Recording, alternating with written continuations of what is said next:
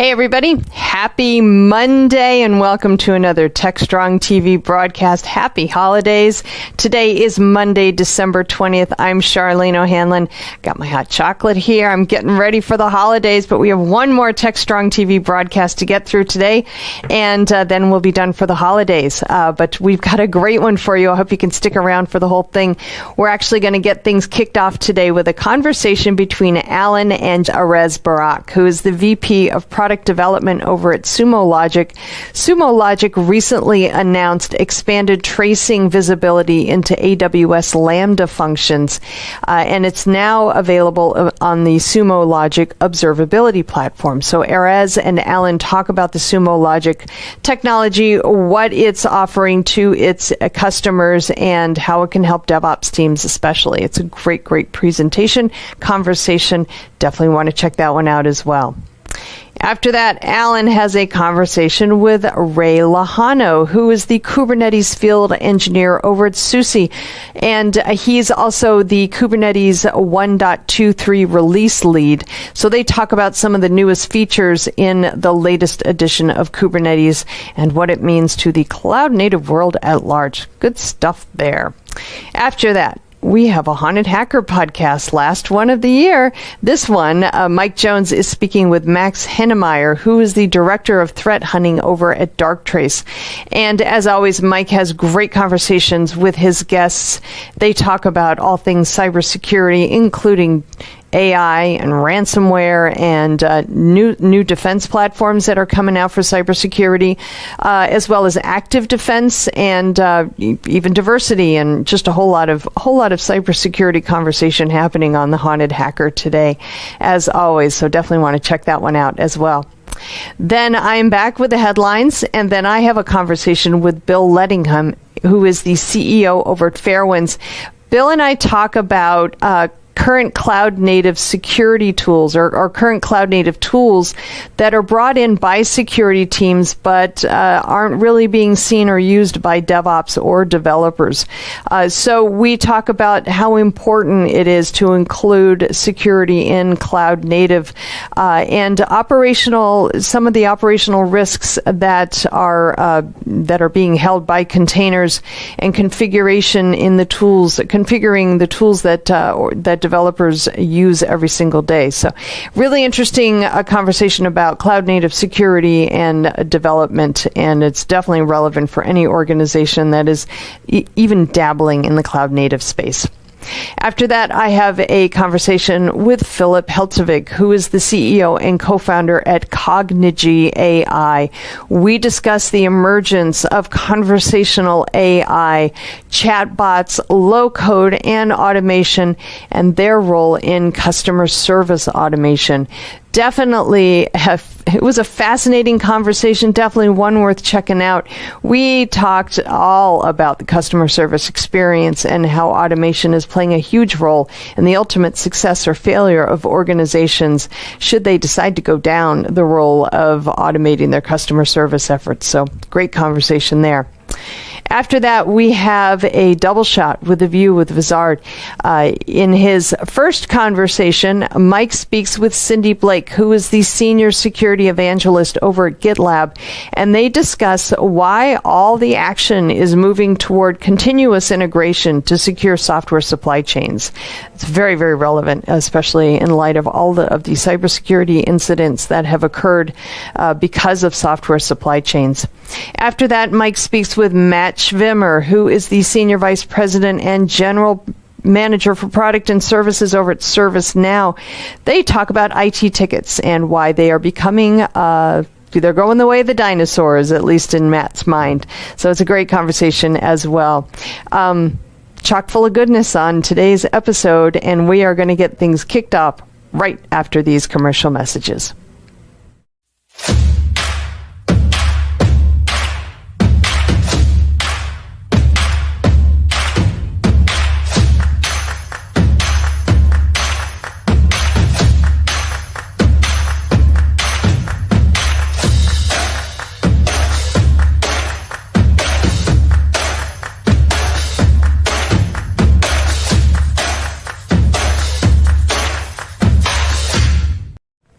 All right, next up, we've got a conversation between Alan and Erez Barak, who is the VP of Product Development over at Sumo Logic. Sumo Logic just recently announced expanded tracing visibility into AWS Lambda functions, which is now available on the Sumo Logic observability platform. Erez and Alan talk about what this latest offering brings to DevOps teams and operations folks alike, and it is a great conversation, so let's roll it now. This is Digital Anarchist. Hey everyone, welcome to another segment on Techstrong TV. My guest this segment's a first-time guest here with us. He's Erez Barak. Erez is with the good folks at Sumo Logic. Erez, welcome to Techstrong TV. Thank you, Alan. Nice to be here. Pleasure to have you. Whereas Sumo Logic is a company that needs no introduction, really, to, I think, most of our audience. You know, they are a leader in observability and data and data management logs, so much but there might be some folks maybe who are not familiar. So if you don't mind, give them a little Sumo background. Thank you. So, think of the Sumo platform that, as Alan said, you probably know some bits and pieces of. And what I'd really like to, I think the best way to introduce Sumo is thinking about where our focus, what we're mostly focused on. And we believe in this idea of continuous intelligence. We believe we're pioneering that. The idea behind continuous intelligence is simple. Stream in data, hold on to a lot of data, be able to aggregate a lot of data, be able to analyze a lot of data, create insights, and on top of that, create clear vertical solutions that help customers solve problems around reliability with the observability solution and around security with our security solution. So platform on the bottom and these verticals that are supposed to lean in and help customers with these key reliability and security challenges. Excellent. And then, Erez, while we're at it, why don't we give them a little bit about you? What's your position with Sumo and maybe a little of your own history?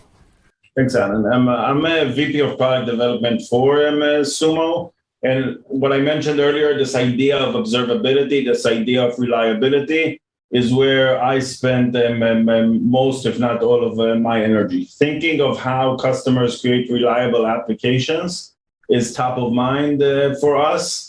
I came here to lead and develop and frankly evolve this program.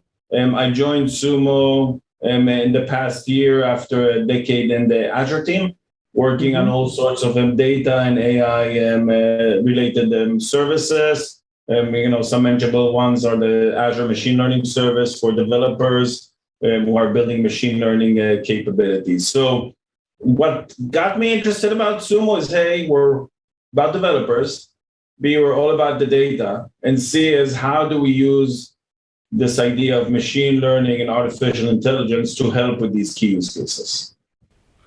Excellent. Thank you for that. So, Sumo recently made an announcement regarding some new functionality with the folks at AWS.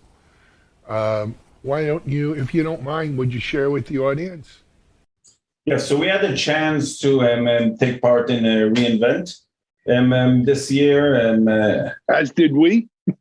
Yes, no, I think it was a great event. We do this on an annual basis as one of the top ISVs for AWS. And one of the messages that we sent out is this idea of expanding our tracing visibility into AWS Lambda. Now, let me take a step back and explain how that fits to what we just talked about. Observability, top of mind. Reliability for customers, top of mind. How do we get that done? Well, we're looking to continuously expand the footprint of where we can collect data from and where we can provide insights to. And AWS Lambda definitely stood out in the past year as a service a lot of customers take on. Frankly, as a pattern, serverless pattern that many customers are excited about and using. Well, how do we take the goodness of observability and apply it in a world or in a serverless world where customers are not necessarily running servers on their cloud, but rather using these serverless capabilities. So two things to note here. One, we didn't take any shortcuts or any, I'd say, deficits while we took the observability solution we have for a server or stateful server solution and apply that to serverless. So a lot of work's been done to apply the goodness of monitoring, application performance, observability experience over serverless. That's one. Two is, as we do with all our new capabilities, this one's powered by open telemetry. I mean, I think it's as you think about observability, we think long gone are the days where anyone should sign up for a proprietary agent coming in from, any software development shop and say, hey, I'm going to take the bet on that. We believe the world is an open world. We believe the world is a community. We believe we need to, I don't even want to say leverage, but actually collaborate with that community as we make solutions happen. So the data coming in to our full tracing solution, especially for AWS Lambda, comes from open telemetry, adheres to that kind of solution, and allows customers to make their choices around how they want to collect that data. So we believe the openness on the one side and taking all of the abilities we have for stateful server solutions and applying them to AWS Lambda or serverless solution is something that we've seen to help customers, and we believe can get a lot of customers further observing and further raising the reliability of their serverless applications. Love it. I'm sitting here as listening to you, and I'm thinking to myself, it's 2021, we're going into 2022 in a couple of weeks. 10 years ago, 15 years ago, if I told you I've got an ex-Microsoft guy who's going to sit here and talk to me about how the future is open, how we need co-opetition among vendors who all rely on that same open source foundation, in this case, open telemetry, right? And what's going to distinguish successful versus not as successful vendors in the market is what they do with that information, not how they collect it. Collecting the data becomes elementary, no pun intended, elementary, right? That's table stakes. And there's no sense that we should all be spending the same table to reinvent that wheel for the table stakes. It's what we do after that determines the real value of what a company is providing to their customers, right? But nevertheless, you hit the nail on the head. That's exactly where we find ourselves today, right? That's exactly, I think companies like Sumo have recognized that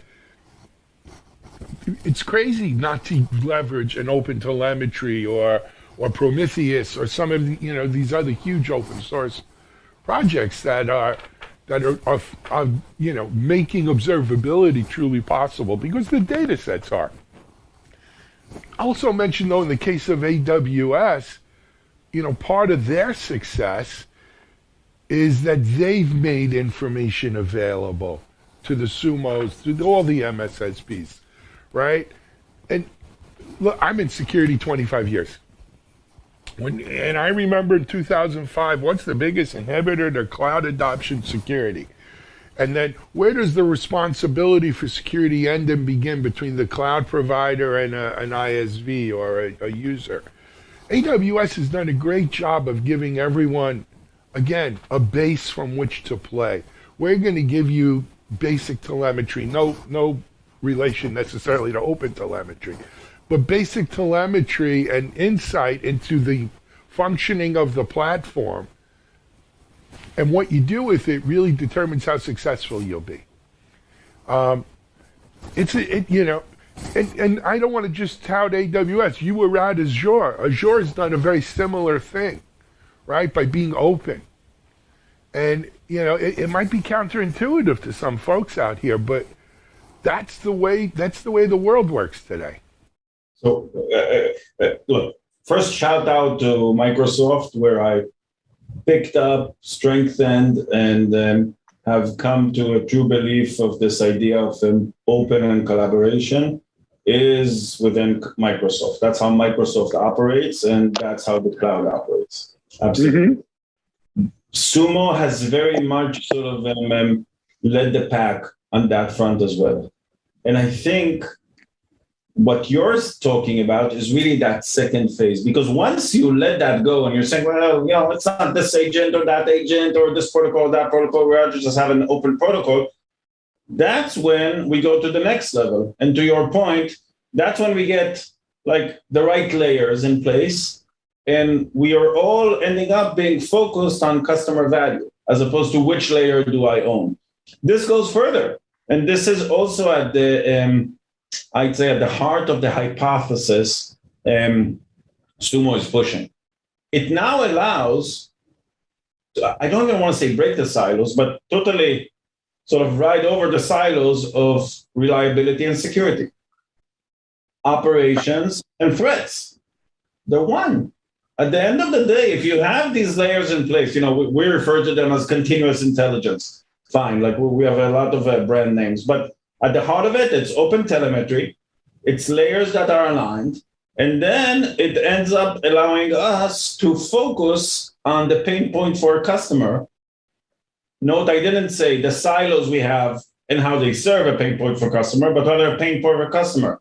Then you see amazing things like our use cases now cross from operations to security, from security to operations, sometimes touching on business intelligence. We don't hit the reset button. We don't say, hey, it's not in our schema. We don't collect that data. That openness allows us to do that. So, enough said about that. Well, there's never enough said, I think, about openness and open telemetry. But if you keep that in mind, then looking at something like we released for serverless and AWS Lambda starts to make a lot more sense. It's just another layer opening up on top of this open platform. And, if you look at other things, we're looking support for things like, Node.js as of late, and all sorts of Apache support added.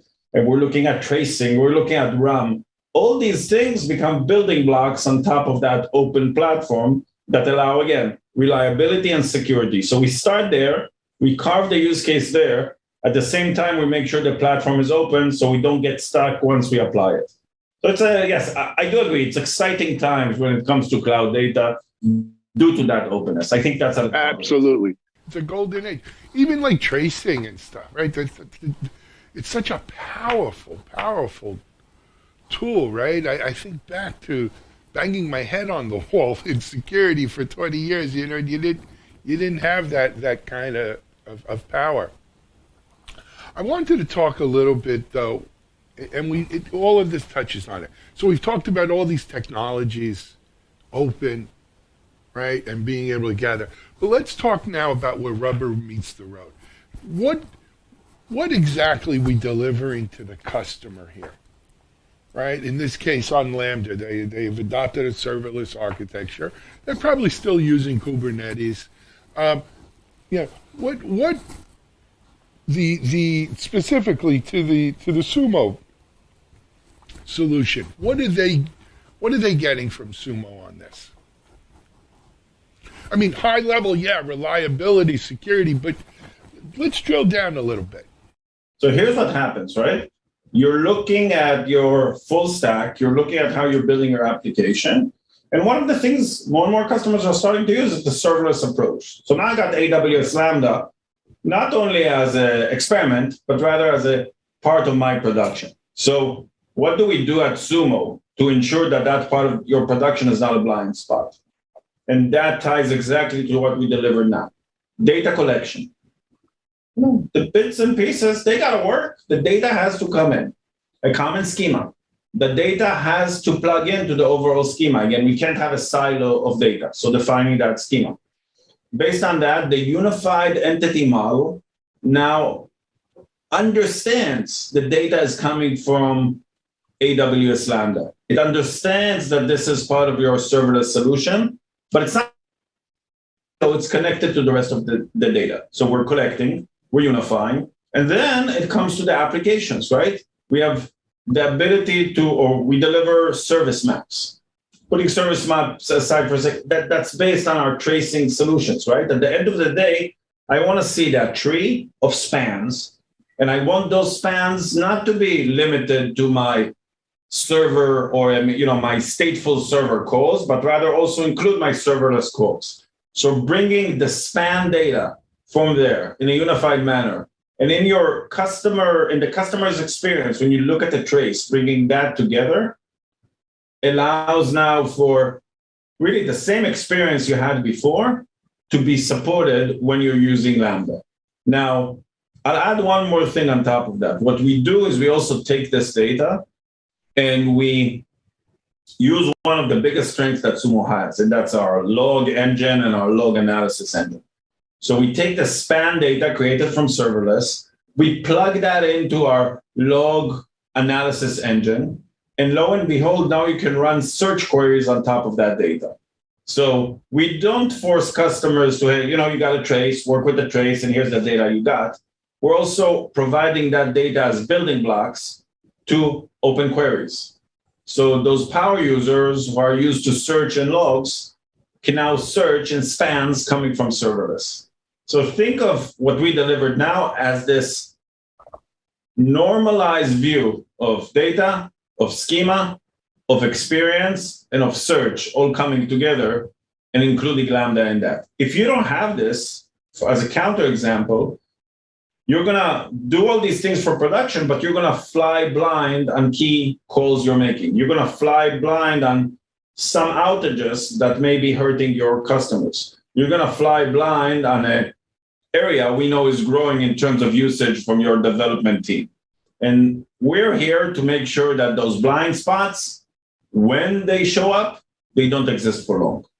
And when we solve for them, we also solve for them at scale. Excellent. Erez, unfortunately, we're over time. We were supposed to stop a while ago. But I didn't want to stop. It was something I'm interested in. Well, you know what? You'll come back on. We'll continue this conversation. Maybe we're going to be at RSA broadcasting live. If you're going to be by RSA this year, maybe we could pick it up there in person, which is, it's still better than the Zoom stuff. Anyway, Erez Barak, you know what? We did it for people who want to get more information on this on the Sumo site. Where do they go? Sumologic.com, great place to start. Okay. Frankly, there's a lot of people behind Sumo. Go to LinkedIn, ping us. We'll be happy to help and have these discussions. We're excited about this topic. It's our day, so. There's the typical, Twitter and website location, but there's also people behind us, so you can contact us directly. We'll answer. Thank you. Erez Barak, thanks for being with us here on Techstrong TV. We'll see you soon. Keep up the great work. Say hello to all our friends at Sumo. Thank you, Alan. Have a great day. Okay. We're going to take a break here on Techstrong TV. We'll be right back with another guest.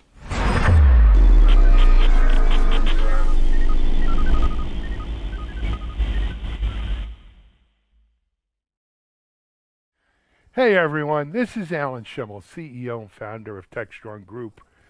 And thanks for watching us on Techstrong TV or wherever you're watching this video. This 2021 has been a strange year. It's kind of year 2 of COVID. We've all learned new ways and experienced new things, some good and some not good. At this point, probably all of you know at least one person that you've lost to this terrible disease. But nevertheless, we persevere and we march on. The digital transformation, DevOps, security, cyber, cloud native space continues to evolve and to accelerate and help deliver what this world needs. And I'm in our own small way at Techstrong Group, we're happy and glad and proud to be part of that. As we come in now, we wind down the year 2021. We're looking forward to a great 2022. We're going to be back out on the road and we want to see you. But until then, I wanted to just take a moment and wish you and yours a happy and healthy New Year, a Merry Christmas, Happy Holidays. Thank you for your support. We couldn't do this without you.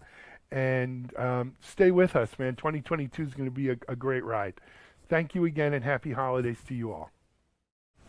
All right, welcome back. Next up, Alan speaks with Ray Lejano, who is a Kubernetes field engineer over at SUSE and the lead for the Kubernetes 1.23 release. And Ray and Alan talk about this latest version of Kubernetes and what it includes. And there's a lot of stuff in this version of Kubernetes, and it's definitely a conversation worth checking out. So let's roll it now. This is Digital Anarchist. Hey everyone, welcome to another Techstrong TV interview. My guest for this interview is Ray Lejano or Lejano? Lejano. I thought so, but I wanted to just double check. Hey Ray, welcome to Techstrong TV. Thank you for having me, and good morning, or good afternoon, or good evening. Well, yeah, people could be watching this. Depends where they are in the world, I guess. Hey Ray, why don't you give people maybe a little bit of your background, where you work, what you do, your history?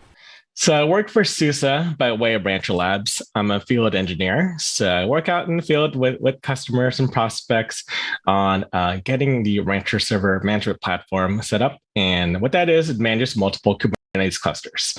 So I do work on Kubernetes on a pretty much daily basis, but I also contribute to the upstream Kubernetes community as well. Excellent. Good stuff. So Ray, new version of Kubernetes was released. Is that correct?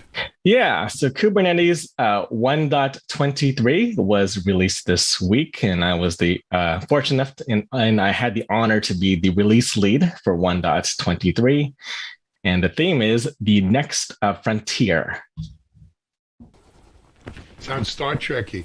So what are the big the bullet items in this release? Yeah, so there's 47 enhancements in this release. The major ones that I like, or my favorites that I like to point out, is like dual stack IPv4, IPv6 networking goes to stable. Another one is everyone should know that pod security policies are deprecated and is targeted to be removed in 1.25. So the replacement, called pod security admission controller, has moved to beta in 1.23. That means that you could use it without turning on any feature flags. There's also additional new ones. There's a new controller that's stable, the TTL controller that cleans up after jobs and the pods of jobs after they finish. There's some great fun ones as well, like some troubleshooting ones. I like the kubectl, the ephemeral containers feature, which supports a new command called kubectl debug. So it launches an ephemeral container in a pod, so you can troubleshoot any issues. There's a lot of other features. There's 47 enhancements that was in this release, of course, but these are just some of my favorite ones. And of course, I like to throw in a few alpha features as well. So one is the auto remove PVCs from stateful sets. So meaning that when you remove stateful sets, you do have the option to remove those PVCs as well. It's kind of a garbage collection for. Same thing with the TTL collector as well. It's kind of like a little bit more of a garbage collector for your Kubernetes cluster. And of course, there is a big one. It's in beta. Any users may not see it. It's the kubelet CRI, the container runtime interface. It has moved to beta. So this is key for the removal of Docker shim in 1.24. Very cool. And of course, the complete list is available, I'm sure, on the Kubernetes website. Ray, you know what I'd like you to share, if you can, with our audience, give them a flavor of what's it like to be the lead on a kube release like this? For me, it was a lot of self-imposed, a little bit of self-imposed anxiousness and anxiety because it's leading a release. I've been on release team since 1.18. Not only do you provide mentorship, we have 41 people, including myself, on the release team. Personally, I'd like to take that on personally because I'd like to ramp up the new apprentices in the release team so that they could succeed and they could, fulfill be role leads in the future. So for me, it's a lot of mentorship with not just only with the entire team of 41, also curating these enhancements into a release. So it's a lot of communications with the other Kubernetes special interest groups, or SIGs, into knowing what enhancements they are working on that's going to be tracked into 1.23, and helping curate those enhancements into the release. Excellent. And Ray, for engineers out there that say, I'd like to get involved in the Kubernetes release teams, what's the best path for them to follow? Yeah, so we actually have a shadow program with the release team, and it's an apprenticeship program. We have an application process. We have an application that goes out several weeks before the next release. So we should see an application for the 1.24 release coming out soon. And the 1.24 release starts in early January. So I suggest to, if you're on the KDev or Kubernetes Dev developers mailing list, you'll get a notice that the application process or the applications are out. So just keep an eye on that, and that the app for the shadow application for the next release cycle. Very cool. It's interesting. You work at SUSE, right? And yep. Obviously SUSE is a big contributor to Kubernetes and to the whole cloud native CNCF. How long have you been involved in this, Ray? Been involved with the upstream community for a little bit over 2 years. Starting out with just attending some SIG meetings, start out with SIG docs that maintains the Kubernetes.io website. Then just joined, went to KubeCon in 2019, met some great people. From there, I attended some SIG meetings. From there, I applied to be a shadow of 1.18. Had a great experience. I like to tell people, especially new shadows, that what you get out of being on the release team directly correlates on how much you put in. So I like to say that, I love being on the release team, loved all the shadows I was with. We're still all friends today. So you definitely meet a lot of friends through the release team, and just kind of carry that forward in each release until 1.23. Love it. Good stuff. Ray, so we went through a lot of the new features in this release, some of the beta and some of the alpha stuff. Let's look at, is it 124 is the next release now, right? Yes. What do you think is the big stuff coming in that release? So the biggest thing for 1.24 is that Docker shim removal. Right. That code has been removed already. So once the repo was thawed after code freeze for 1.23, I think it was the next day that the code to remove Docker shim has been removed. So it's definitely going to be removed in the 1.24. We saw a survey from Datadog, I believe. I think still over 90%. I think it was like 95% of end users are still using Kubernetes Docker shim. So it's going to have a huge impact for folks who are going to upgrade to 1.24 in the future. We are working on some improved documentation in the Kubernetes.io website and how to migrate off into other container runtimes that are CRI compliant or container runtime interface compliant, like Containerd. So we are working on the documentation for folks to be able to migrate from Docker shim when it is removed in 1.24. This sounds problematic now. 90% of Kube users are using it. Why are you taking it out? There's several reasons. I won't go into great detail. We actually have an FAQ on that, but there's just some problems with maintaining Docker shim, and it's something that the upstream community should not maintain it, because it is a third party. It does allow for a third party tool or project, and since we're open source, we don't like to be kingmakers, and we don't like to choose say that you should use this one specific container runtime. There's some other issues with it as well. We want to make it open for that any container runtimes that is compliant to the container runtime interface can be used. So not just Docker, and folks can use Docker with 1.24. They have to use Marantz's, I think it's called CRI Docker, to be able to use Docker. So there's still a path forward in using Docker with 1.24, but it also allows the openness to use other container runtimes like Cryo and Containerd. Cool. Very cool. Hey, Ray, I want to thank you for coming on and telling us about all this great stuff here, man. This is exciting. I've got my fingers crossed, and come back and visit us again. I would be happy to. Thank you very much for having me. Thank you. Ray Lejano, the lead engineer on the Docker 123 release here, and also with SUSE here on Techstrong TV. We're going to take a break. We'll be right back.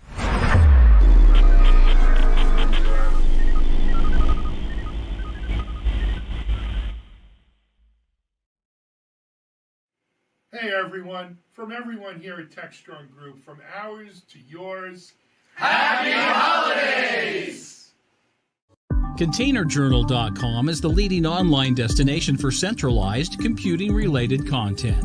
ContainerJournal.com covers all aspects of software containers, from container management, data management for containers, container security, networking for containers, to the entire container ecosystem. Kubernetes, microservices, serverless, and more.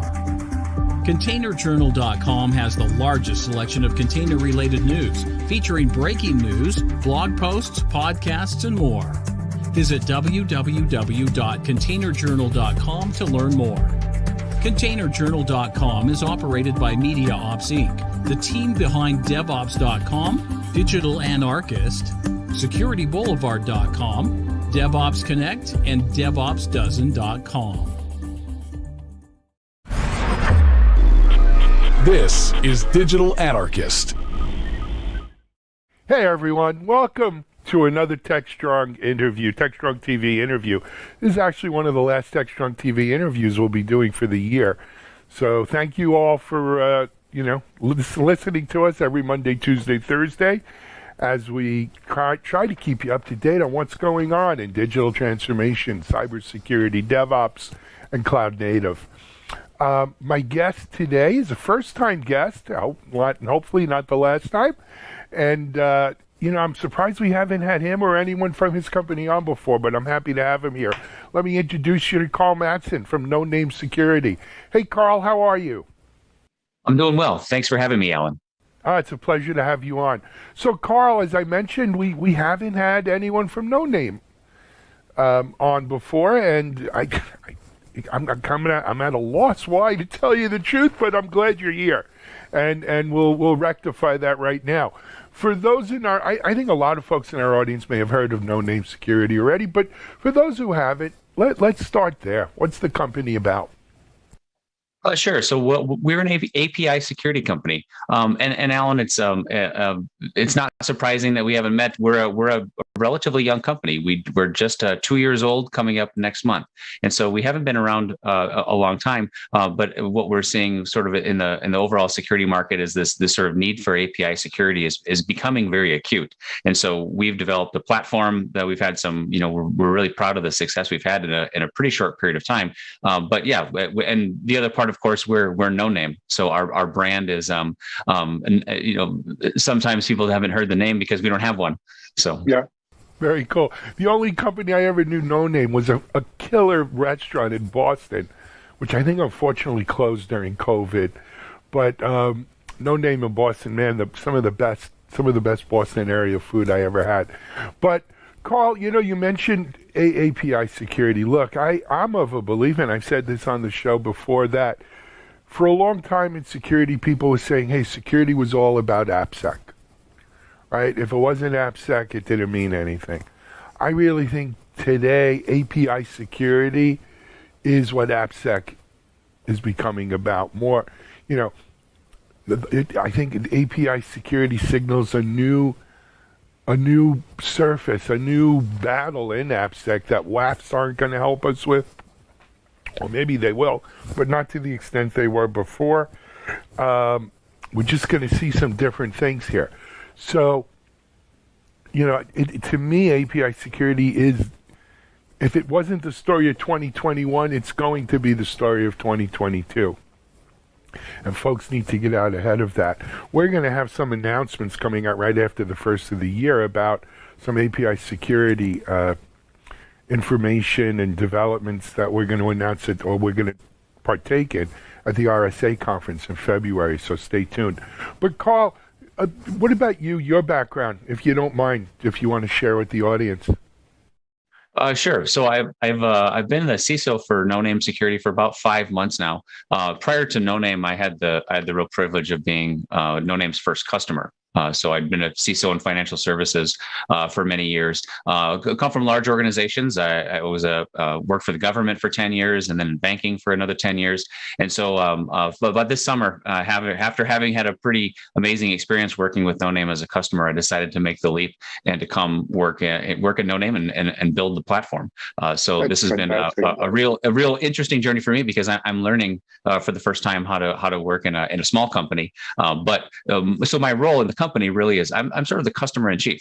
To provide from the product team and sales teams the perspective of the customer. We want to have the sensibility of the security team and the AppSec team in mind in everything that we do, and that's my role, is to make sure that sensibility is respected and presented. The platform itself has to be exactly what they need. And so I also have the internal security team as well, but that customer in chief role at No Name is really where I spend most of my time. Excellent. What a great job that is, too. To come from being a customer to, in this case, being CISO at the company, is a vote of confidence. You liked it so much that you jumped in. But also that role to be the voice of the customer, to be the voice of, hey, this is, because you know how engineers are, right? It's gee whiz, shiny objects, and I want to build it because I can. And sometimes you have to have people who say, no, we need to build this because they need it, or we need it, and the market needs it, and that's a great thing.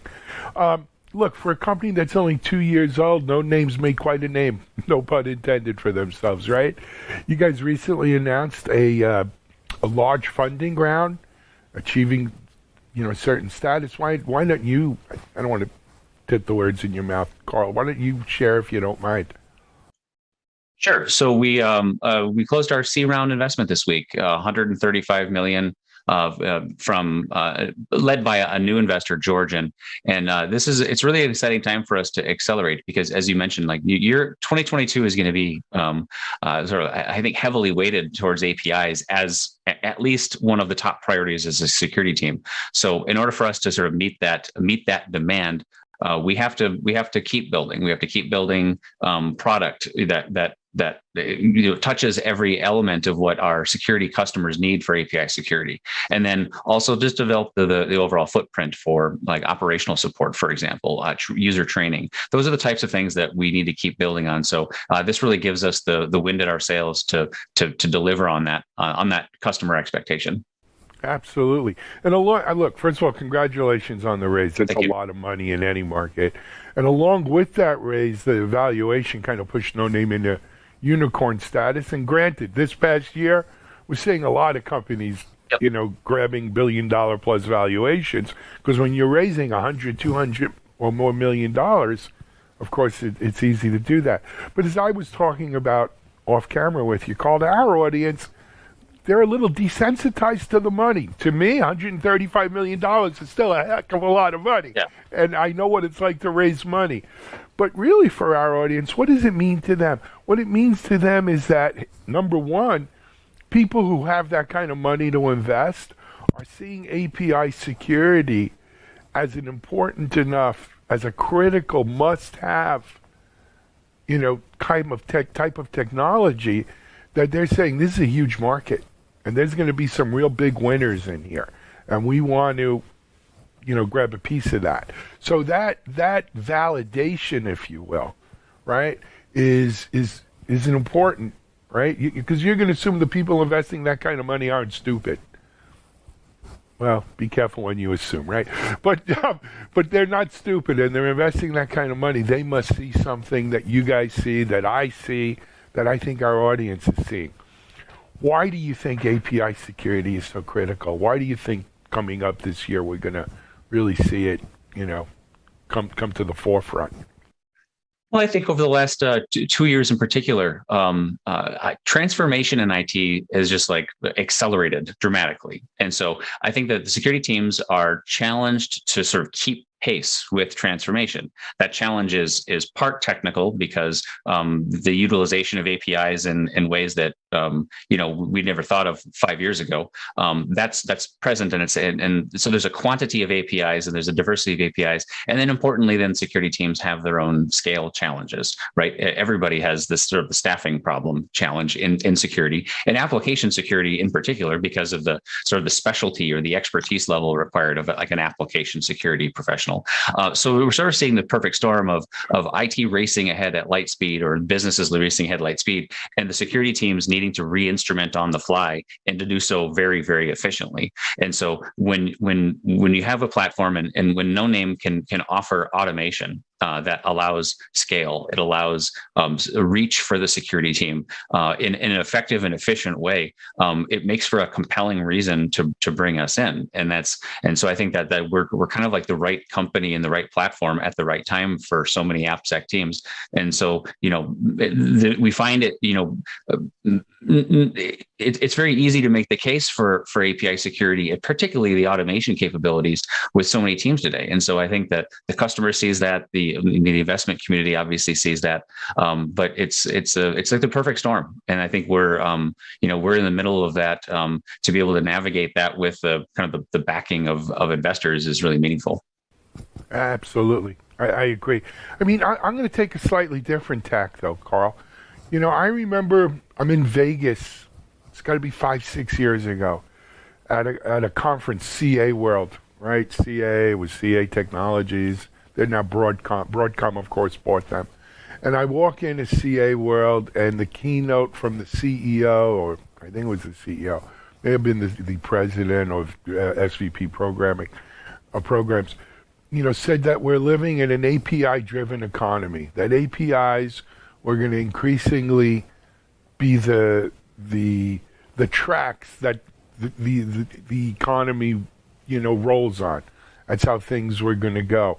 And we saw it. APIs were exploding. The use of APIs were exploding. And I didn't see it back then, but it's clear as day to me now is, well, these APIs are great, right? Application programming interfaces. It allows apps to talk to each other. It allows technologies to communicate. But back then, people weren't thinking of it as, hey, what about the security on these things? As is often the case, right? Security is an afterthought. And so you had development teams and ops teams and, everybody making things connected via API. And no one ever said, well, wait a second, that's a new attack surface, right, that we're creating here. What happens when someone gets in the middle of that API?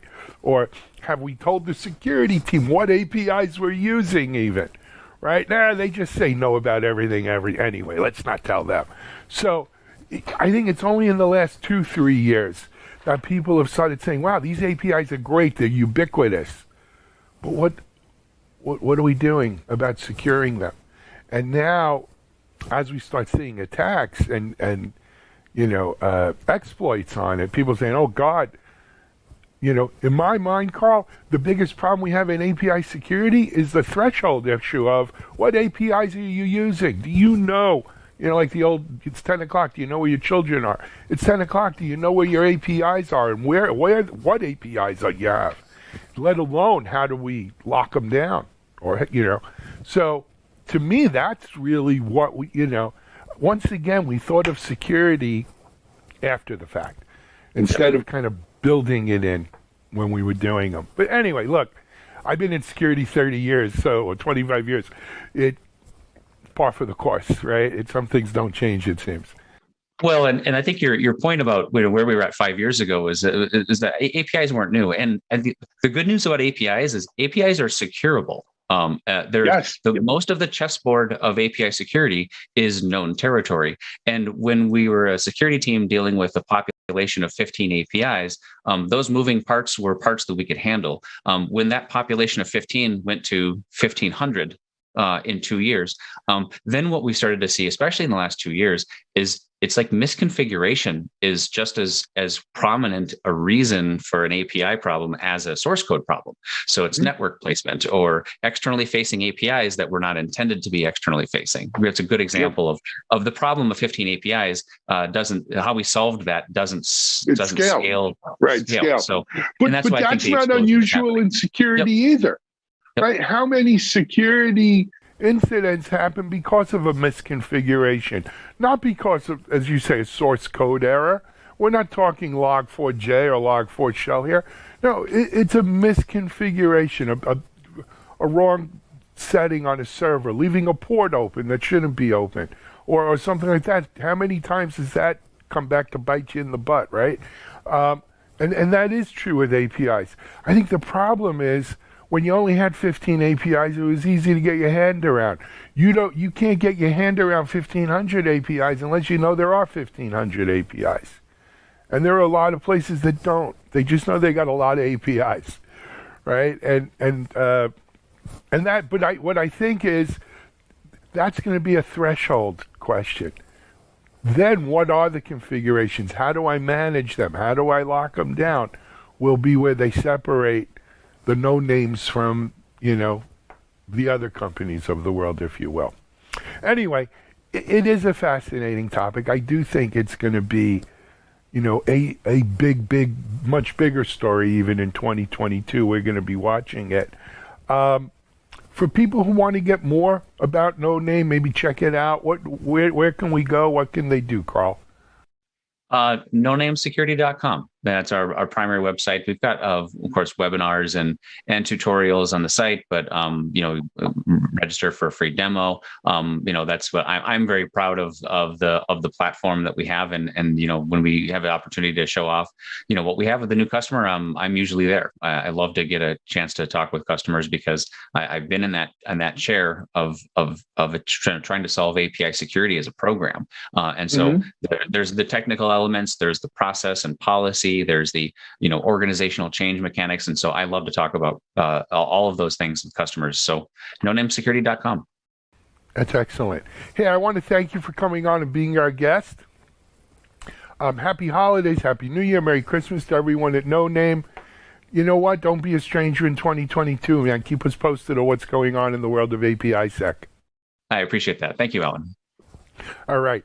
Carl Mattson, CISO at No Name Security, a new member of the Unicorn Club, and a pure play player in the API security market. Carl, thanks for joining us today. We'll be in touch. Thank you. All right. This is Alan Schimmel. We're going to take a break. We'll be right back.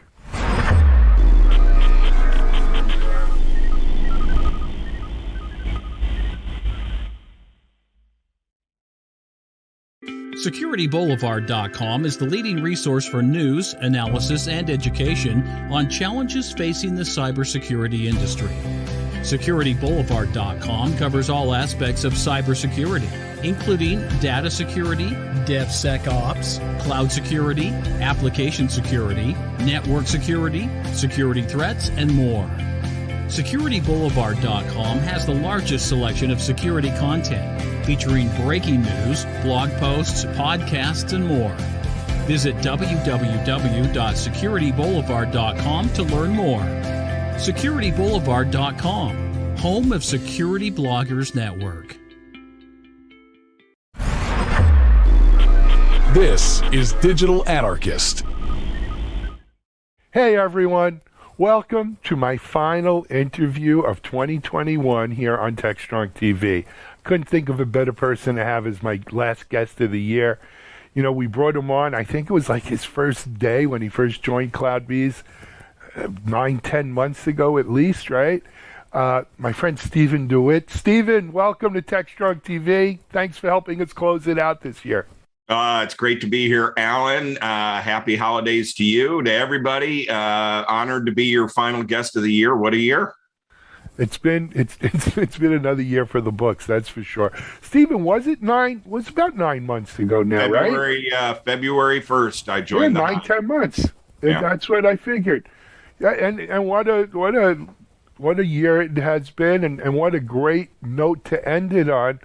Look, CloudBees is a company that needs no introduction to our audience.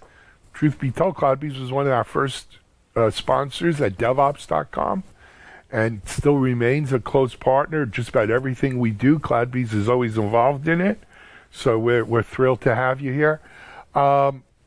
Stephen, you took over as CEO, as you said, February 1st. But, just for the audience, I know this man 20 years. We were both teenagers. When Stephen took Cobalt public, was a company, I was at a company called Interliant, and ASP in the .com. Cobalt was a server, one-use server manufacturer back in the .com days, and we've known each other since. So I was thrilled when he came on board at CloudBees. But Stephen, let's jump into it. You guys announced some really big news this week, and why don't you share with our audience? It's been, to your point about it being an extraordinary year. What's the cliche or the Chinese curse? May you live in interesting times. I mean, holy cow, we got it in spades. Unreal year. Alan, we go way back. We've had the opportunity to watch this industry now for a number of decades. I think all of us remember Sasha getting CloudBees started. We all remember Sasha from the JBoss days and earlier on. So we were all rooting for him as CloudBees was formed. And I think all of us have kind of watched the company over the last handful of years grow in a very unique way, really at the guts of the DevOps, I would call it revolution, transformation moment in time. Our industry has opened a lot of doors with capabilities, and the DevOps era really ushered in a tremendous amount of change. And, companies leveraging technologies like Jenkins, transformed their operations, how they build software. So we all watched that. I got the opportunity to join the Hive, earlier this year. What an amazing journey it's been.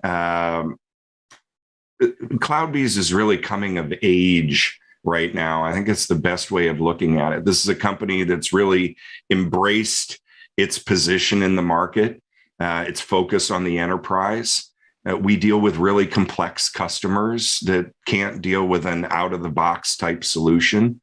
Fundamentally, software development is bespoke to them. I come from that world. I come from that complexity. And like you and like others, I'm a dreamer, and I think about the opportunities in front of us in terms of software development, the role of automation, the transformation really of the enterprise working model, the role of the developer. We're excited about all of this. So, the company needed a lot of fuel, I think, is probably the best way of looking at it. When you're going to invest at this point of the DevOps continuum, there's a lot of innovation going on. We're in a category where we're characterized by a lot of innovators. So we take that seriously, which means we have to invest on a lot of fronts.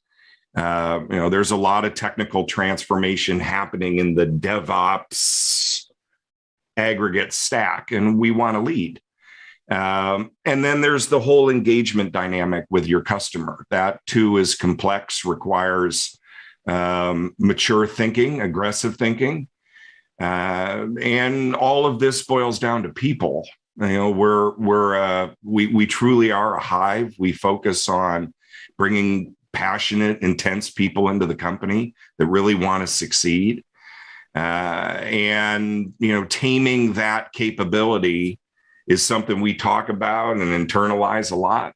So our people really are going to be the asset that drives us to the next level. But man, it's an exciting time. We're fired up. Absolutely.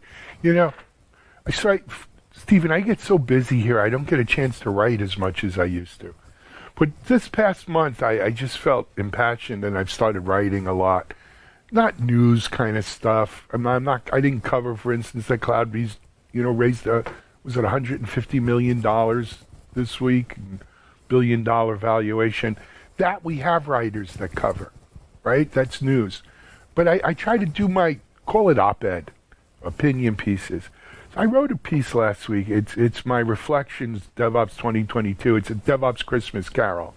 And I'm visited by the ghost of DevOps past, present, and future. And it's funny, in DevOps past, I mentioned Jenkins, right? When I first got into DevOps and started DevOps.com, Jenkins, it was Jenkins, right? For all intents and purposes, 90% of the people who said they were doing DevOps were doing really CI and CI/CD with Jenkins. No question. Right? When I look at DevOps today, very much like you said, right? We see people saying, has DevOps hit a wall? Is DevOps is relevant? Has DevOps changed so much that it's not DevOps anymore? Right? Can technologies die, or, to paraphrase Douglas MacArthur, that they just fade away, right? What's going on? What does the future for DevOps hold? But then when I look at DevOps future, right, the ghost of DevOps future, it doesn't. First of all, technologies never die. They just become foundational, right? They get built into the stack. Capability. There's something that you now have. Right. Maybe they get taken for granted a little bit, but they don't go away. No question. But we build on top of them because, my friend Brad Feld always told me 98% of what we do in technology is evolutionary, not revolutionary. And so we build on top of these things. And so when I look at CI/CD, when I look at DevOps, how it's playing in a cloud-native world, and with everything else, as you mentioned, going on, there's so much opportunity. We're not hemmed into just how do I do CI/CD today, or what plugin do I have for Jenkins, right? Which is what it was. It's a big world. But like you said, it takes rocket fuel. It takes resources to be in these areas, because it's like a Cambrian explosion of life where so many different tentacles and starts in different ways of doing things are popping. And so I agree with you wholeheartedly. I want to congratulate you though, because you know what? You and I, as we've said, have both been around. There are companies that live and die in certain stages of that evolution, and then you don't make it to the next stage. Maybe they get acquired, and the company that acquires them breaks the eggs making the omelet, or something else. Or they don't grasp change. They don't see change and, live with it. CloudBees is a company that it seems is growing with the market, is growing with the technology, is responding to what the market stimulus is. And, you need that kind of money to do that. Oh, you got to invest on a lot of fronts. A lot to unpack there. We did just raise $150 million in an equity financing. We also expanded our debt capabilities. We were financed by leading brands in a vertical that we know extremely well: Goldman, Morgan Stanley. These are category creating companies. They understand technology well. They understand software development well. They have to compete against, other software minded companies. Who isn't a software minded company? We're in the post-COVID world. Yep. Our kids, everything that we've gone through in the last couple of years has changed everything. The genie's not going back in the bottle. No. So, from this point forward, it's all about acceleration to some pretty extraordinary frontiers. You think back a handful of years ago, and I'm kind of coming to your point about, DevOps, current, past, and future. Whatever you want to call it, whatever tagline you want to hang on it. Look, you and I have been doing software development since the mid-'80s. And been doing it at scale. I've worked with enterprise customers for 3 decades. Take all the marketing hype out of it, all the buzzwords, all the things. You're writing software and you're leveraging the tools of the time. And writing software is a cyclical thing. There are steps in the process to get to an outcome. And as software has matured and as the world has evolved to the promise of things happening continuously, hey, you know, when we watch Star Trek or Star Wars or something like that, you know, we don't see Captain Kirk looking back at Spock going, you know, hey, did you compile this last night? Have you, where are we with our container strategy? It's all faded into the black. And it should, because manual processes, things that are inefficient, things that are beyond a developer's capability to ingest at a moment of their artistry of engineering, that complexity just has to be removed from the equation. So we're all ultimately in a race to create that environment. And so the future of software delivery, whatever you want to call it, the future of software delivery is magical. It's intense. It's automated. It's contextual. It is the tool set of the modern workforce. You know, you think of what was the tool set in our generation that allowed us to innovate. And we didn't have anything like this. So it takes big thinking. That's really the technical kind of component of it. Then there's the reality of customers. Think what we've seen in the last 2 years alone in terms of businesses trying to react to everything that we've been dealing with. How many businesses have failed? How many have prospered? Think over the last, the dislocation of the cloud, the dislocation of the internet, what that did to legacy models. That's only going to accelerate. And that sort of environment requires an intimacy with your customer base that's way beyond startup fare.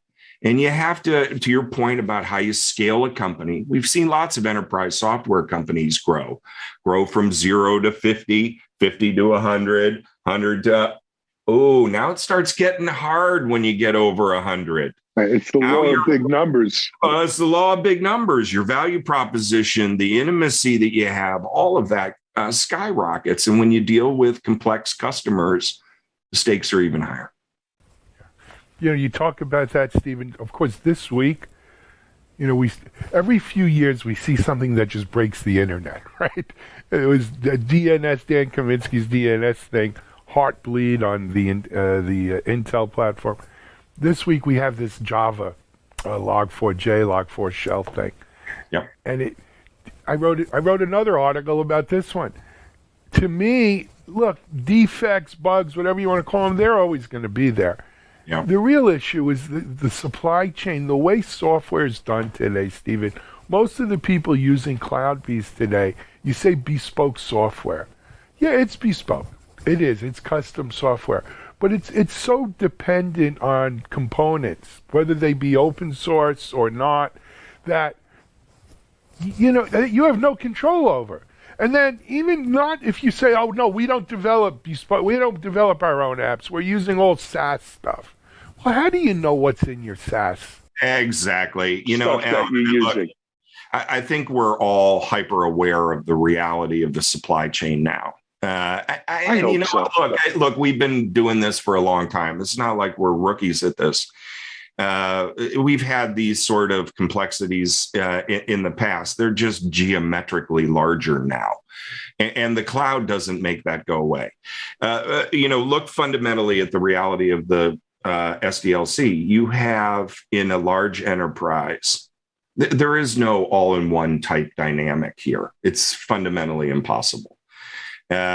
Especially because you're dealing not only with the artistry of developing software, you're also dealing with all of the areas where security parameters are at risk, and you're dealing with all of the compliance realities that you have if you're in a business that fundamentally cares about compliance, and who doesn't. So you have layers, you have layers of realities that you have to deal with in the new world order, and that is going to define the evolution of our space. Those problems are not necessarily layered. They're layered on top of each other, but they're not necessarily persona driven. A developer doesn't need to know about compliance realities in, Moldova if you're a multinational bank. But at the same time, nothing they do can get into the system unless it passes that threshold. That developer through the SDLC may be leveraging 15 different tools. You have no idea the life cycle, the dynamics, the architecture, the componentry that's involved there. It is a Rubik's Cube of endless size and shape, and requires perpetual investment to stay in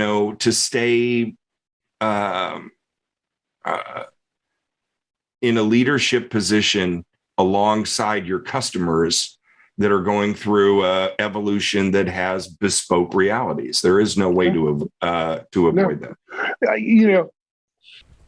To me, it boils down to this. Yeah, we want a Star Trek kind of future where everything is sort of automated and we have answers at our fingertips. Scotty, how long is it going to take to get warp drive back, right? But the fact of the matter is we live in a complex world with complex environments, with some very complex challenges.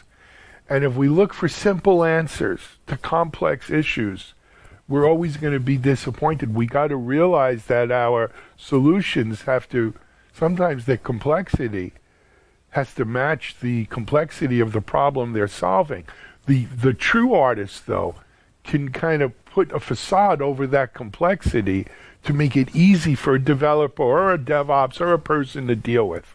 And that is what separates the winners from the losers. I know this is a stretch, but it just goes to a dinner conversation I was having last night. We're now starting to see flights to space, kind of like tourism. Kind of like this. I mean, William Shatner went. William Shatner, Captain Kirk goes up there, and it's sort of like, by the way, did flying to space all of a sudden get easy? No, it's still really complex. These are rockets. These are things going on. I pray that none of these people. But you notice the facade really of all of that complexity is fading to black, and it will be just a number of years before we have hundreds of flights to space. So when you think about the potential in terms of what we can build, the contextual automation we can render, the benefit that derives, not only businesses, but society in general, how can you not be fired up about that? I mean, we used to write software, we'd deliver it once a yeear and we'd celebrate that, yeehaw. Now we're delivering the foundation for how stuff is. And it's super cool. And it's continuous. Anyway, Stephen, look, congratulations to you, the whole hive, to all the bees. This is, even in a world where dollar numbers get to be desensitizing, $150 million is a heck of a lot of money, and $1 billion valuation is a heck of a lot of money. You and I both know that. More importantly, I cannot wait to see what you guys do with this in 2022. We're expecting, our relationship with CloudBees goes back, as I said, to the very beginning of my company. We cannot wait to see what 2022 brings in store for us all, but especially for the bees and what CloudBees does in terms of, you're a leader in the market, and let's see what that brings to us in 2022. Sounds good. Hey, happy holidays. Have a great here's to a great 22. Absolutely. And to all of my watchers and listeners out here, thank you for staying with us all year. We have some programming running today around it, but I want to thank each and every one of you and wish you all a happy and healthy holidays. This is Alan Schimmel here with Stephen DeWitt, CEO of CloudBees. Have a great 2022, everyone. Bye-bye.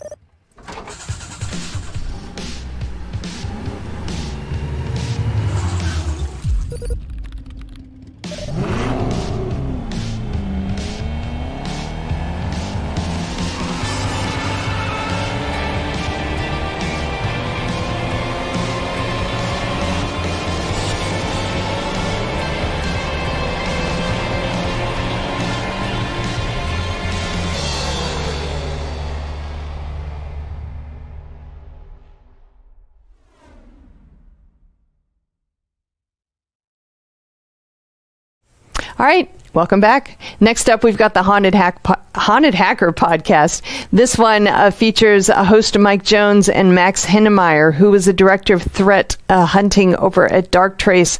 They talk about all things cybersecurity, including ransomware, some new defense platforms, active defense, and so much more, including AI and diversity, kind of veering off the cybersecurity, but still very much on the topic of cybersecurity, kind of an ancillary topic there. But it is a great conversation, as always, with the Haunted Hacker podcast. So let's go ahead and roll it now.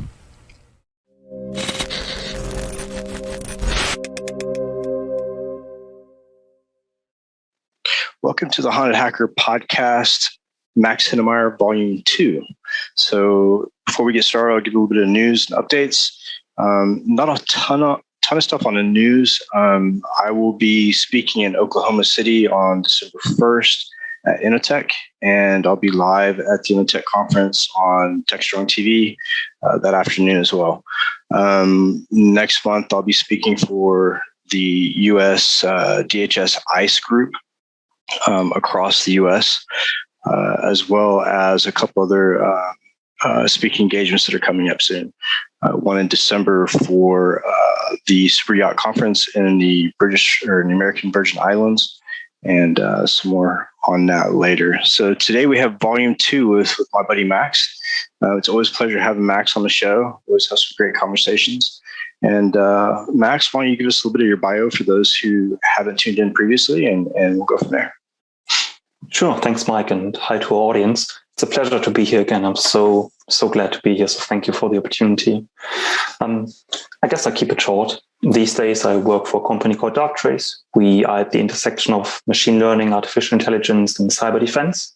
And I've got a very privileged position to look at the tech, look at PR and marketing, and look at the product and speak to many customers. So I can see the hands-on cyber attacks in the trenches, but I can also see the big picture and see where the industry is moving and work a lot on the cutting edge research, which is amazing.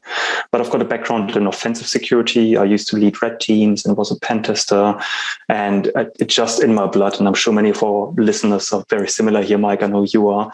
And I've also worked in the SOC before. I used to lead blue teams and caught and wrestled some advanced persistent threats, as people like to call them these days, myself here and there. So yeah, very engaged in the community. Awesome. Appreciate it, Max. And it's always a pleasure to have you on the show. You and I go back quite a ways. When I was in London, for those of you who don't know our history, I went to London almost 3 years ago and spent some time over there and met with Max in Cambridge and Mike Beck in London because I was using Darktrace with a company in oil and gas. And me and Max struck up a conversation and been friends since. So it's been a pleasure, and we always have some really great topics. So what have you been up to since the last podcast? Still some of the same things, meeting many customers, looking at threats, mentoring people is quite a big thing these days, helping people get into the industry, thinking about diverse backgrounds. But I've also spent a good portion of my brain cycles on thinking about active cyber defense, as people like to call it. And in another capacity, I work with a German but international think tank called Stiftung Neue Verantwortung, SNV.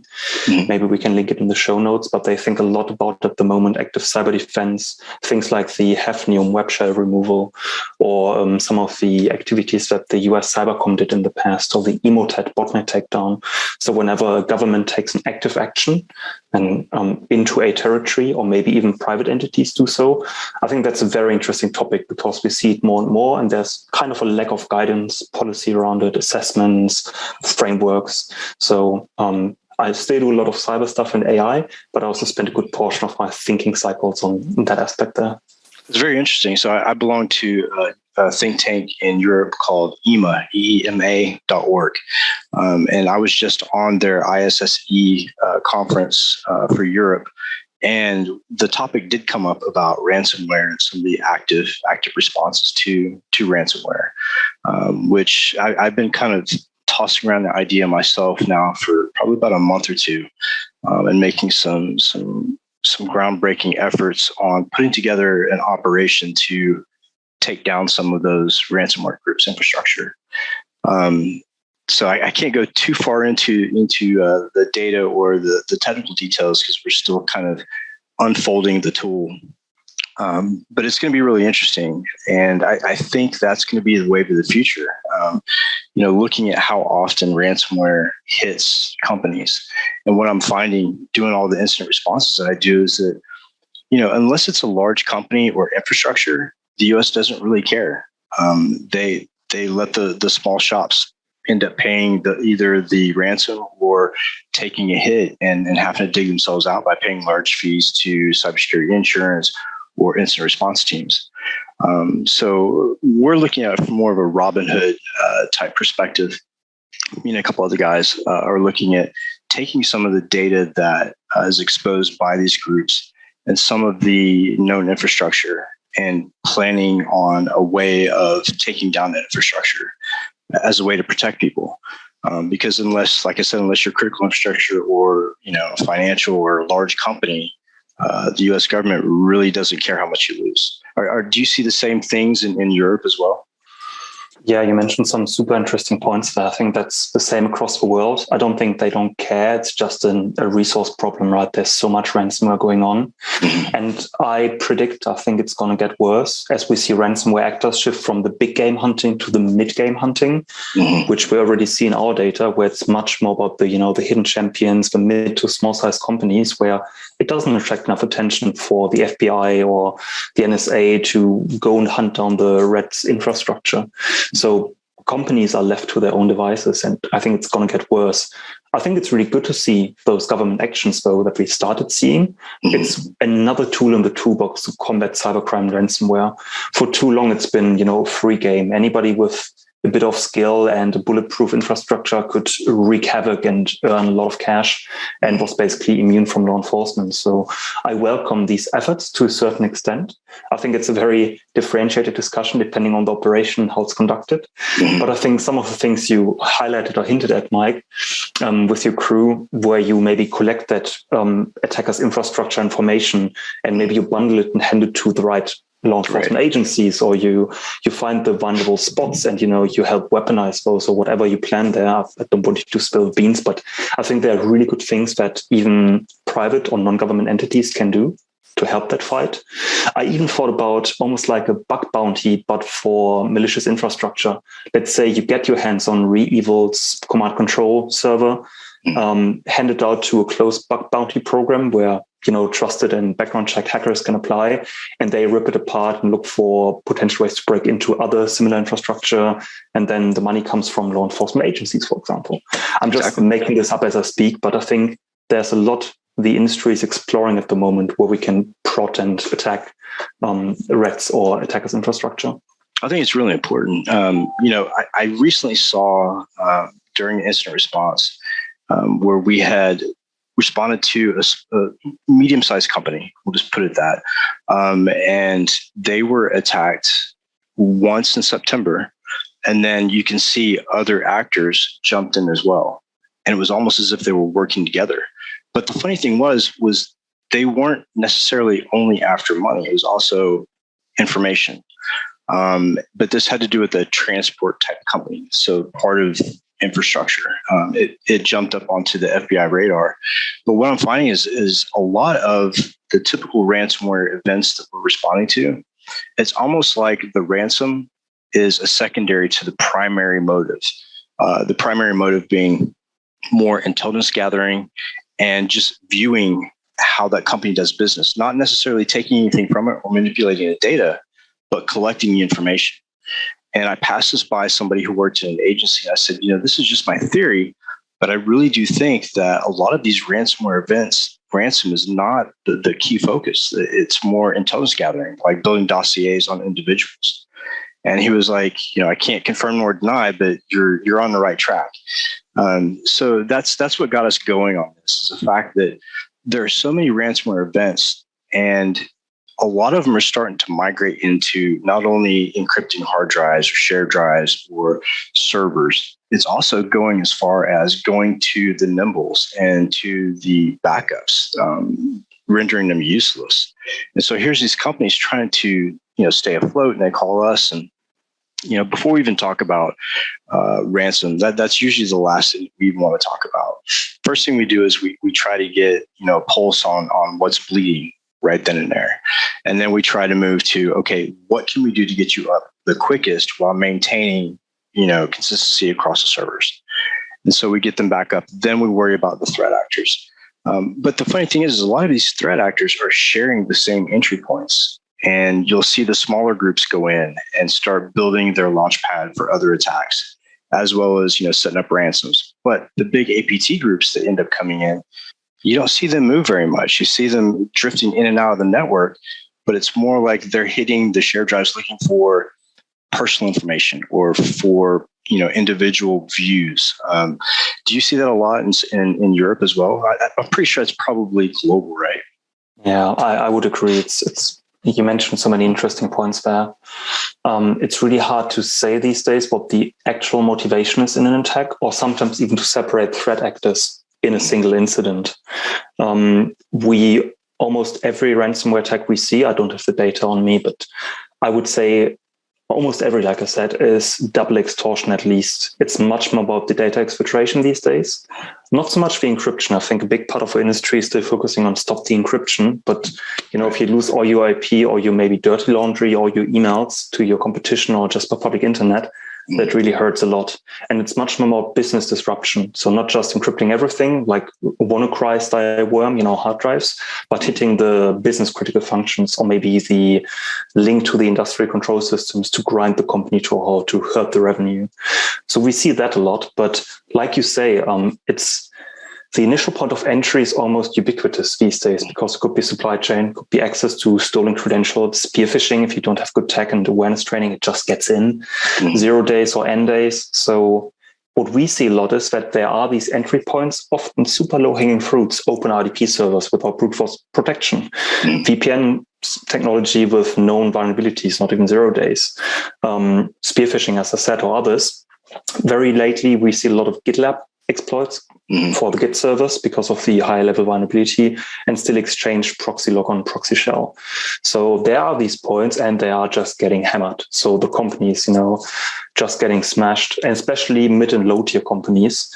And I think what's very nefarious there, being a technologist, we see a lot of automation in these attacks. It's very often still a manual attack, especially the ransomware, but there's so many lower attacks that just do crypto mining, and I'd say 99% is fully automated. They, as you know, they just scan the internet, they look for vulnerable services, somehow get in and then deploy their mighty functional backdoors and maybe their crypto mining.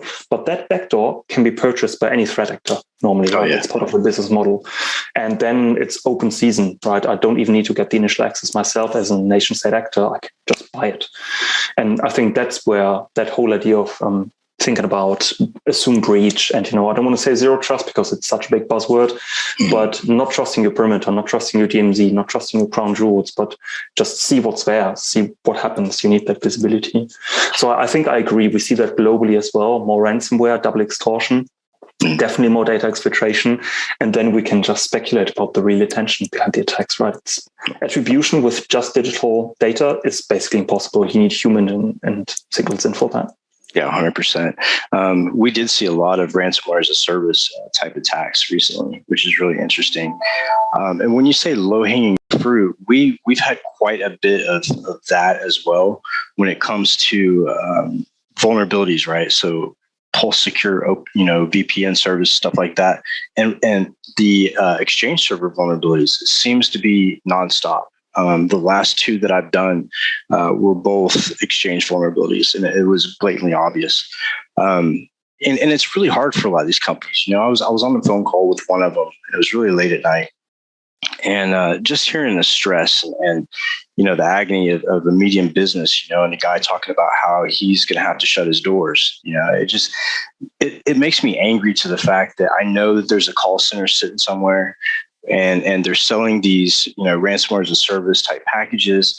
And a lot of people don't understand the dichotomy of the underground and how these ransomware groups work.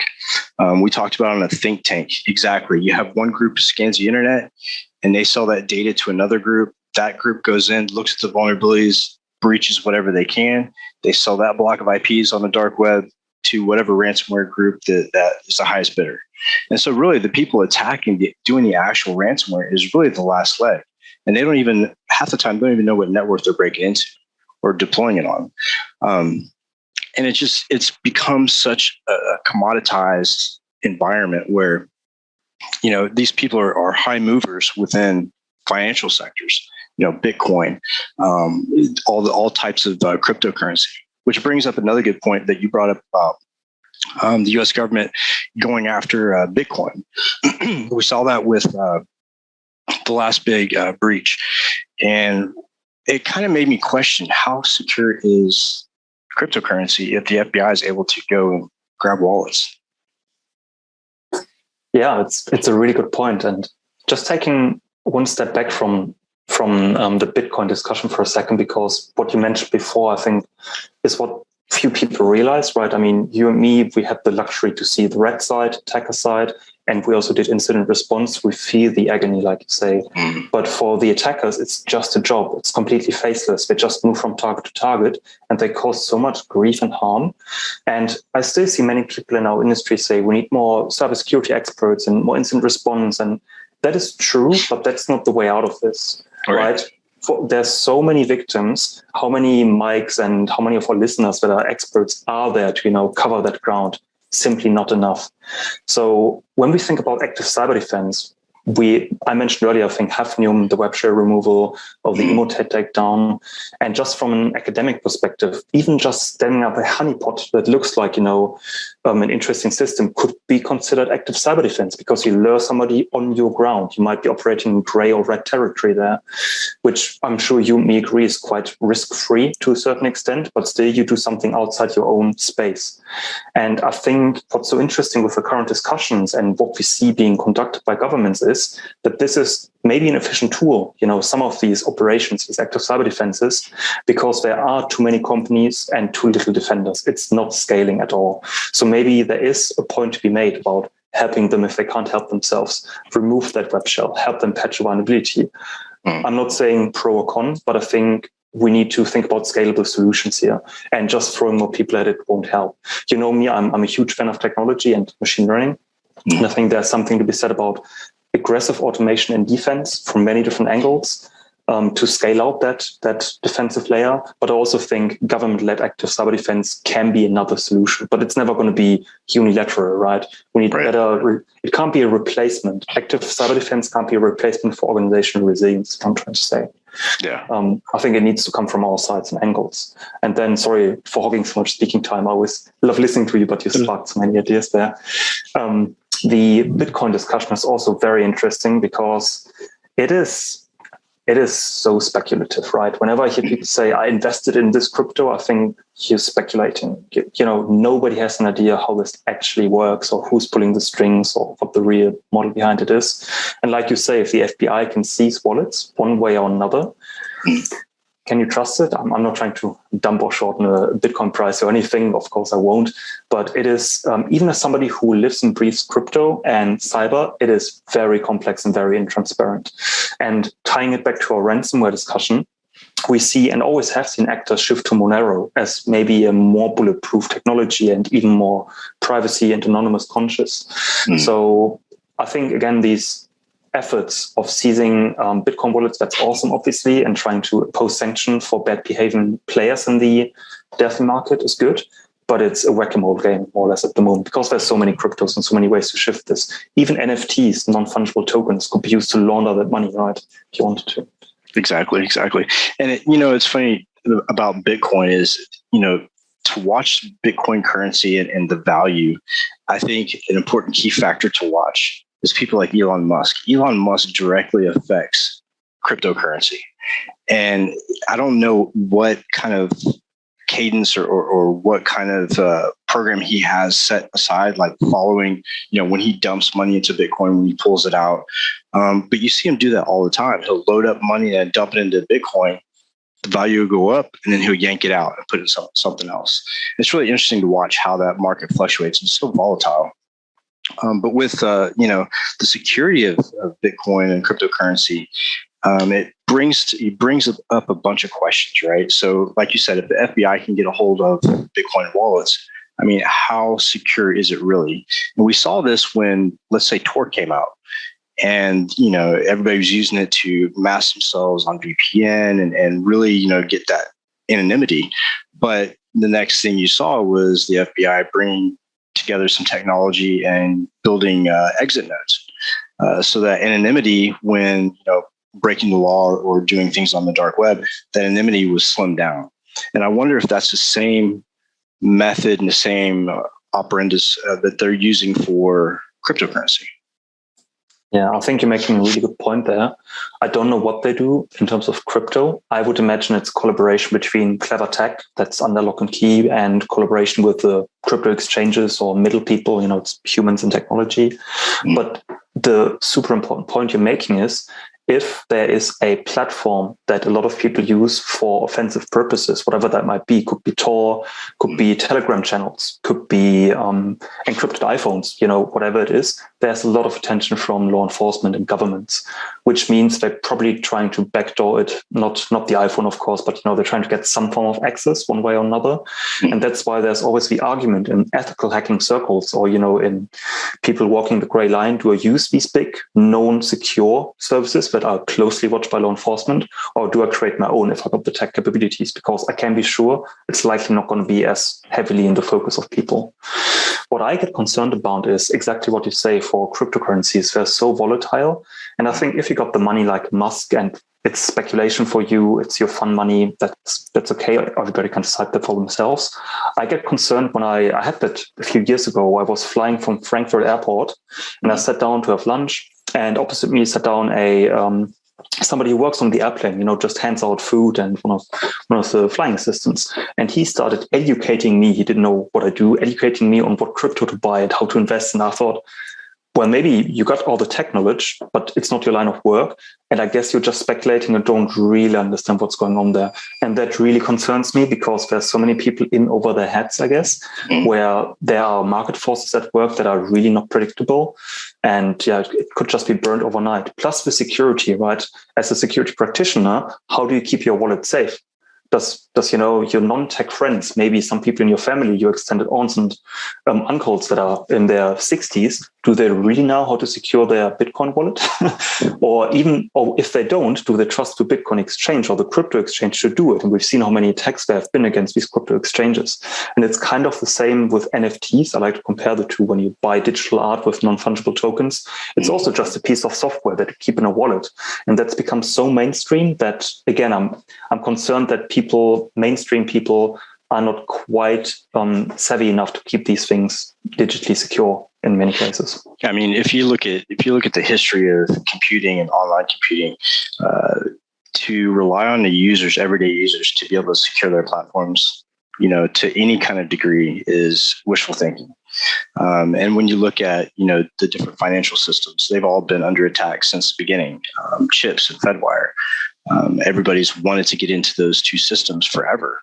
And I think back in I want to say late 70s, early 80s, a Russian group actually got into one of them. But yeah, I mean, relying on cryptocurrency, I think the U.S. government really pushes cryptocurrency a lot just recently. And it's really been interesting. And a lot more places are taking cryptocurrency here in the U.S. And I think a lot of that started during the pandemic when I know in London, when I was there, there were stores that were not accepting cash whatsoever. Now, they would take Bitcoin and they would take PayPal or cards, but they would not take cash. And I remember back probably late 90s, a conspiracy theory that caught wind on the internet and people were like, oh, no, the fact of a cashless society. That was the biggest fear back then. But now it's like the world is embracing it. So that conspiracy theory is no longer a theory, it's becoming true. And I think, the more we rely on systems for everyday use, whether it be healthcare, automotive transport, air travel, and financial, the more we rely on internet connected systems to do those functions, the more at risk the globe is in general. When you're talking about a whole financial system moving from what used to be, a general system within each country moving to a global shift on a cryptocurrency level, I mean, that opens doors for attackers and puts neon lights around the door. I mean, because that's going to be the next big target. Yeah, I couldn't agree more, Mike. I sometimes feel like we live in Shadowrun or cyberpunk world, right? Where it's just cred sticks and everything's cashless and big corporations headhunt for the best hackers. It's reality now, more or less. Saying with a cheeky eye here. But I think I'm very concerned about what you just outlined, the systemic risks, but less because there's a shadow conspiracy. You didn't say this, I know, but some people think there's like the big bad APT and they're pulling all the strings and they have backdoors everywhere. I think it's much more just bad system design. We've seen that just in the UK recently, where I think somebody in the chain for buying and selling houses has been hit by ransomware, likely indiscriminately, just some ransomware affiliate trying to make money. And because of that part of the supply chain being interrupted, I think 1/5 of UK house movers couldn't sell or buy their houses or have been in the process and now stuck because that crucial chain is down. So I think you're completely right. As we get more digitized and we see IT and OT convergence, another interesting aspect there, and just move to the cloud and BYOD and work from home and, digitized life, we're much more reliant on all of these things. Maybe not so much for critical, keeping somebody alive in a hospital. That is true as well. But the everyday conveniences, pupils and students being able to do remote learning, being able to sell your house, getting your cash out of an ATM, that's what impacts quality of life, besides the critical events that we hear about sometimes. So, absolutely. And, talking about digitized life, when I got back to the States, I was having to be followed up for COVID. The online doctors that you see, I was thinking to myself, just with a simple tool like UC Sniff or anything like that, I could grab the video conversation between a patient and a doctor. I mean, how secure is our health records now? Because before we had the health industry maintaining those records for us in electronic version. But now we have to worry about not only do they have an electronic version, but you're transmitting it electronically to the doctor. And a man in the middle with something like UC Sniff or EtherCap can get your whole conversation. I think the more that we dive into the working from home was just the door. That was just the entry point into what we're about to see as a new norm. Back then, we thought working from home was the new norm, but the more I see, especially in everyday life, like if I go to the bank here in the US, the hours are minimized. And when I get home, they say, well, you can log on and talk to someone face to face via our system. So you're doing away with that human interaction completely. And we're having to trust the security of systems. And like you said, the engineering of systems, it's been this lifelong issue, I think, where companies want to be first to the market. They want to be first to the technology, and they don't really work out all the bugs because, hey, we can do that afterwards. Let's get this to market so we can be the first to market. So we're pretty much at the I guess, underneath the chopping block of those industries right now, hoping that our everyday life will be secure. But as you saw, like we had a ransomware event in the US that actually killed a child in the hospital. So it's starting to bleed into physical effects of people. Yeah, we had one in Germany where a patient died, a woman, on the way to the hospital. That hospital got ransomed. They had to divert the woman in the ambulance and she died on the way. It's absolutely terrible. But yeah, like you say, again, I'm probably a fatalistic German and very pessimistic. I'm less concerned about a mic sniffing with EtherCap. I'm more concerned about that healthcare provider having to make that data available over an unencrypted FTP server with a default password, and somebody stumbles across it. That's the stuff we see every single day. And again, people can say you have to. That's what we hear a lot in the industry. I think I'm very critical. People saying you have to improve your security, you have to follow these 20 checklists, but that is never going to scale ever. So, like you say, we have to work on systemic improvements, and that can be done through policy. That can be done through the big vendors, and just the thing I believe in strongly is good technology, which is a tiny part of that, but something to help systemically improve these things.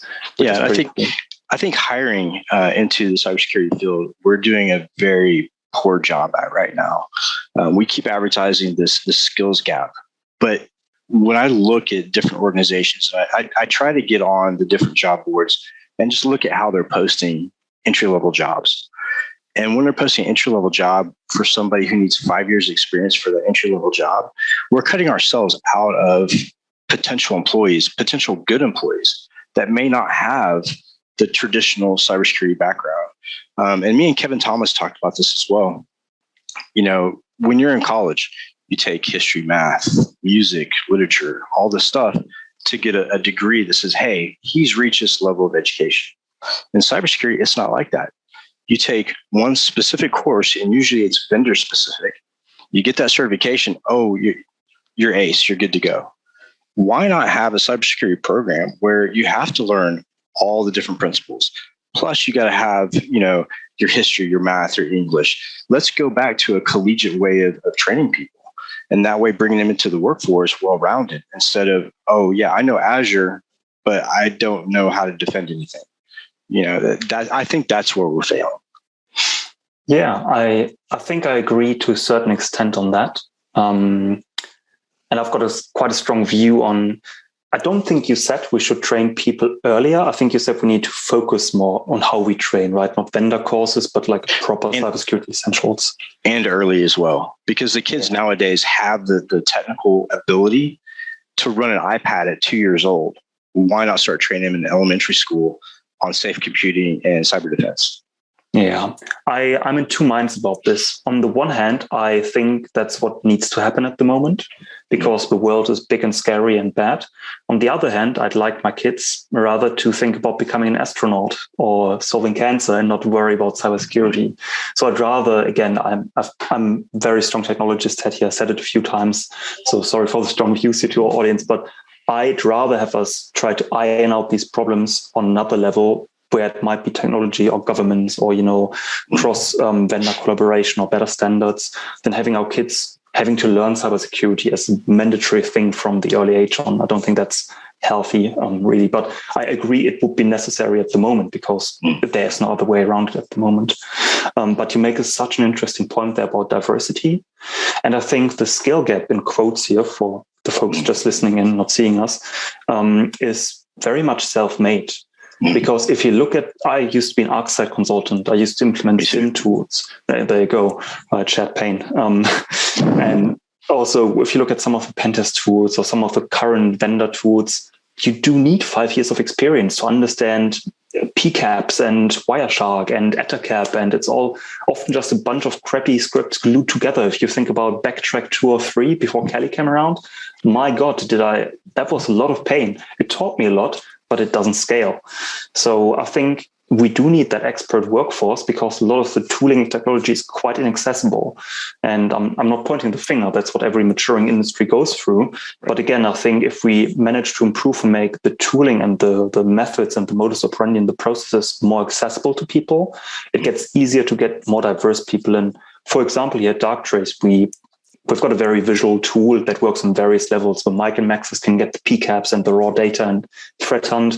And maybe a junior just sees the output of the machine learning and can judge based on that if they don't have the experience. Now, we hire a lot of people with junior backgrounds, but with data science backgrounds or just, I like to call them intelligent sponges. So they're super smart. They can work around data. They can visualize things.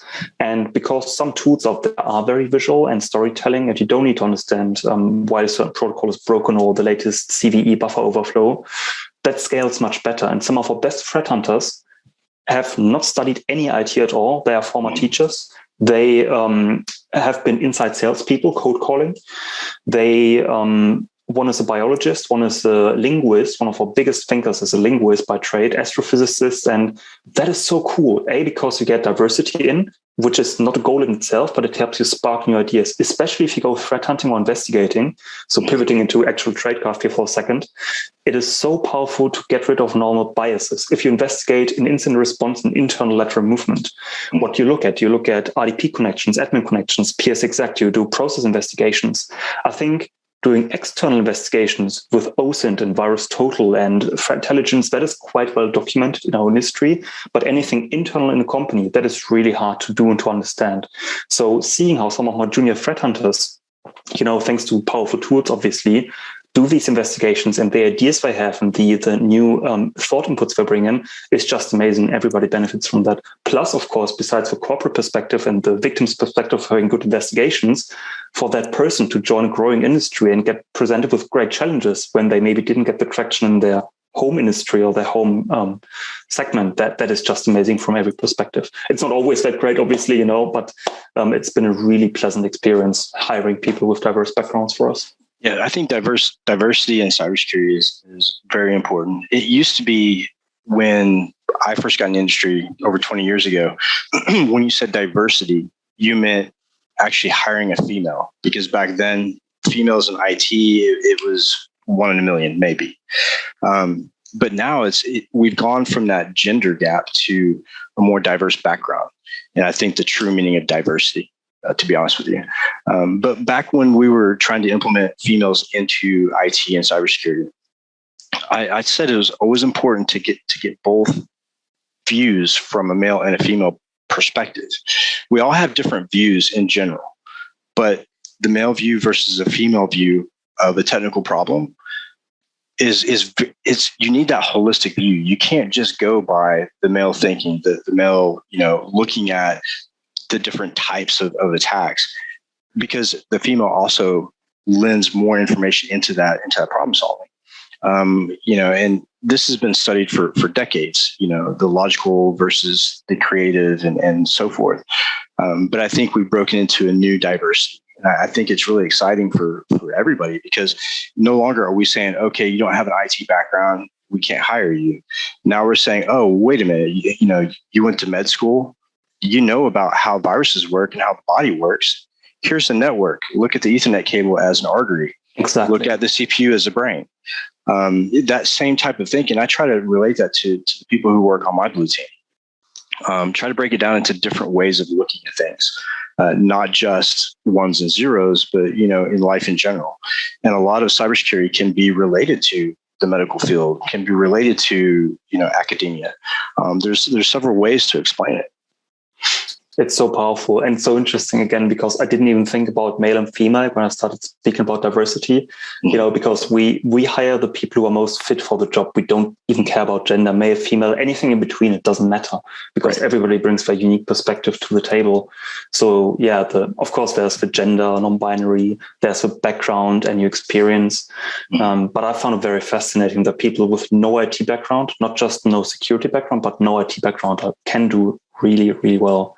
And like you say, especially in blue teaming, when you want somebody anywhere as an employee or team member, you want somebody who's dedicated, focused, hardworking. And when you find somebody who's cross-disciplined, who takes the leap of faith to look at a different industry for whatever reason, they're often highly interested. Some of our really good developers don't have a development background, but they have a creative way of looking at the problem, combining interface design with structural thinking, and talk to different teams, and it is very powerful. Yeah, it's a good challenge too. I think that a lot of people lack that challenge in different industries, and they come to our industry because we create that challenge. That challenge is residual. Recently, I went to Alyssa Knight's company, Knight Inc. Media, and she said, after my podcast, we got in contact. She said, I want you to come work for me and do screenplay writing. I've never written screenplay in my entire life. It was a challenge though, so I took it. I was like, sure, I'll take it. I learned so much just by listening to her and some of the tools that she put in front of me, and finished my first screenplay, I guess it was like 2 weeks ago. And it was an accomplishment for me. It's one of those things that I think we all need that challenge in our life. I think complacency is cancer. You get complacent and you get, into the routine of, oh, I'm just going to work to make a paycheck. And I think that actually shortens your life. I think the challenges that are put in front of me actually keep me going and keep me interested and thirsty for more. It is purpose, right? And Alyssa does some really good stuff. So it's amazing to see you two work together on various things. And it's that challenges that help people grow. Also, if you take one step back and think about traditional SOC, security operations centers, if you read the literature from 10, 15 years ago, you had a level 1 function, a level 2 function, the threat hunters, the pen testers, and it was very rigid. And I think that caused a lot of the burnout and the churn, especially in the level 1 and 2s, because you just presented with the old school tools, true and false positives all day, and nobody can thrive. There's no purpose in that, except for you can really chew through and hope to aspire to level 3 sometime. These days, luckily, if you look at modern SOCs, where people get it, it's much more rotation, right? You got your level 3 hunters that join the red team for a few weeks to understand and work with them, use their tools. You have the red teamers work on threat intelligence for a while to create new leads. You got the level 1s shadow and join the threat hunters, which would be considered level 4 sometimes after the detection, the active threat hunting, to get new ideas. If there still even is a level 1, it's not being completely automated by SOAR technology or AI. So I think it's, to your point of purpose and intention, presenting people with new problems and challenges inside their comfort zone, so they can, at the edge of their comfort zone, so they can grow, but still have accomplishments, is very important. I'm not a people manager. I don't think I'm good at that, but I mentor a lot of people, and I always try to push people towards the edge of their comfort zone to grow. Oh, for sure. We just formed a group at my company called Blue Bastion, and we formed a group called the Purple Team. But it's not an actual purple team. It's a phone call between the red team and the SOC. And we talk about new techniques and new tools and give everybody a taste of both sides of the equation. And that was started, I guess, about a month ago. But what's really interesting at Blue Bastion Ideal Integration is the fact that when I went to work there, I was brought on by Luke McComey, Pyro. And I took the job based on our relationship because I always respected Luke and he does phenomenal work. And I got to the company and I just made it clear that I didn't want to do just one thing. And so they opened up everything. Not only do I do blue team, but manage blue team and then red team and work on pen test and do all kinds of really neat things that I wouldn't normally do in a company that was started, let's say if I would have done this 10 years ago, I would not have that opportunity because most of the time those were separate companies, if not completely separate groups. And I think that we're seeing a lot of that convergence in the industry as well. The only problem that I see with that new convergence, and sometimes it makes it difficult, is the platforms. So when we have a SOC 1, a very new junior analyst come in, and they're getting alerts from, let's say, a SOAR platform or from Carbon Black. And they're looking at the alerts. All the alerts are broken down and all the data is given. So they're left with, okay, I get this alert, but what do I add to it? I mean, it's all here. And a lot of the customers get the same response too, is I feel like you're copying and pasting these alerts. And we're like, well, to an extent, yes, because all of that is being done on the front side. On the back side, we're verifying and looking for more traces. But a lot of the industry is not ready for that yet. And I don't know why that is. I think that, and this is my theory, is that a lot of the platforms, excluding Darktrace and some other, advanced platforms, they haven't really changed that much. Yes, the bells and whistles may have changed, but the operations and the data that's presented has not changed. It is, yeah. I completely agree that vendors getting complacent and stale a bit, and everybody can go into that trap, obviously. I'm glad to work at this place here, Darktrace, because we are all about innovation. I don't want to, go into a rant about how much we innovate, but that is what we do, use machine learning, cutting edge tech, and apply it to cyber. And it's hard to justify your level 1 job sometimes, right? Especially if you work as an MSSP, either internal or external. I have this mental model of a detection pipeline where if you want to detect a cyber attack in monitoring, you have to have some evidence. You have to have a log somewhere. That log needs to go through a detection system, an EDR, an NDR, whatever, and create meaningful detection. And then the next step is that detection needs to get in front of human eyes. So the next filter becomes the human, right? Does that human triage that correctly? And do they escalate? If they escalate, are the correct levels and actions taken in appropriate time? And then does the incident response team come? And I think as an industry, maybe 10 years ago, we struggled getting the right data in the first place, right telemetry, right? That's why SIMs were so big and the big data crake and getting it everywhere. Now we understand that's not the way forward. You need to be smart monitoring, not monitor everything at once. And I think we really shift the problem then to you have to have the right detections, right? I use the right use cases and try to engineer them correctly and right thresholds. And I think with smart tech, we've gone past that. I think we're pretty good at detecting attacks. I think the biggest challenge is now the human layer where you need to get in front of a smart decision maker and they need to take the right action. And that, of course, where the level 1's job previously was to look at the detection, triage, and escalate, that is via good tools mostly done because the context is there, the correlation is there. I could say XDR tries to move towards that, but I don't want to dabble into buzzword territory here. But I think it becomes difficult for new people in the industry to add value on top of that. That's what I'm trying to say. And I think that's actually good because I want these young people to rather pull the levers or create new detections or help make decisions or patch the systems instead of, looking at a detection and saying that needs to be escalated, because I think that should be done with smart automation. Right. I totally agree. We recently had a pen test, an internal pen test, and one of my SOC 1s I promoted to a SOC 2 was the first one to catch it. And everybody was like, well, the red team said, well, we've been doing this for a couple of days now. I said, but you don't understand the monumental milestone this is, because let's talk about containment. Let's talk about identification of a breach. We're talking 290 days in most cases before someone even knows they're being breached. She caught it in 2 days. So to me, that's a win. That's a win. And you're right. I think it forces the more advanced platforms we have now that do that tier 1 triage.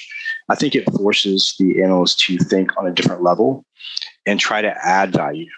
And so what I've done is kind of put together this idea within the team that, yes, those alerts that come in are very important. But when, let's say, Carbon Black tells you to blacklist, the IP is blacklisted and it alerts you to that, why is it blacklisted?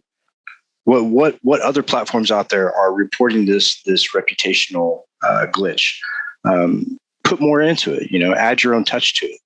And so we've gotten more in the routine of narrating those alerts on a personal level, other than taking machine output and throwing it to the client.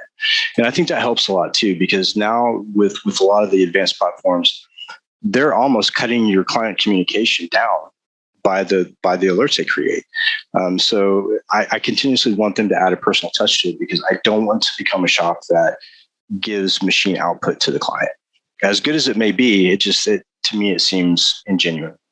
Yeah, it's super interesting that you say that. We have something at Darktrace called the AI Analyst that automates the level 1 and 2 triage. It doesn't just, Darktrace creates a lot of point-in-time detections, interesting anomalies, like sending an unusual amount of data to a rare domain on the internet.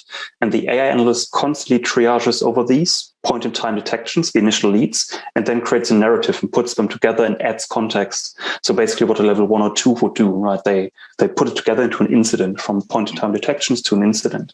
And when we do trials, so-called proof of values, we come into new environments, learn for 5 days, and then present the prospect or customer with incidents from their environment.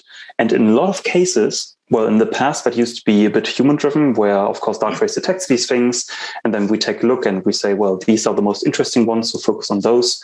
Now the AI Analyst does such a good job that there's not much to add, right? Our analysts look at the AI Analyst incidents and think, yeah, well, pick these 3 out of the 5 a week and go with them because they're all interesting. So I still think that's a good thing, but I can definitely see where as a service industry or as service providers, there might be a struggle. And also on the point of good tools in general, I think there's a lot of tools out there that do a lot of automation. Where a lot of tools fall short, though, is on transparency. That what I mean by this is, it's great if some EDR presents you with a big incident, but if you try to scratch the surface, where did the data come from? How did you alert on this? What is the detection engineering behind it? Show me the raw logs. In many cases, you can't do this. So maybe that's good for level 1, because they can just take that alert and give it to the client. But if you need to pull the strings, if you want to threat hunt on this, if you want to incident response, if the mics and maxes come in, then we need the layers below that, right? The layers below the pyramid. And often that's not possible because it's just pre-chewed and take it or leave it. That was my rant for the evening. Yeah, my first impression of Darktrace, I have to say I was a skeptic at first. And, when I saw the 3D interface and the UI, I thought, okay, this can't be for real. And then I got into the advanced data search. And to me, from my background, and not everybody's the same, but from my background, I could have done away with the user interface and went straight to the data, because the data was there, everything was there. And any kind of platform like that, you try to criticize, there's always data to back it up. And Darktrace is so smart when it comes to not sending alerts. I hate the word alert, and I hate the red, green, yellow, orange, all that nonsense. But when it's sending you information, all the information is tightly packaged. But when you get into the advanced search, it's all there, even the PCAPs, which I think is phenomenal. I'd love to take a look at the AI analyst portion of Darktrace now. To me, that's super exciting, because I think that's where we're going to go as an industry, is learning to automate more on the detection side. I do agree with you. I think that the human factor has to be involved, not only for creative searches, but also for some of the problem solving.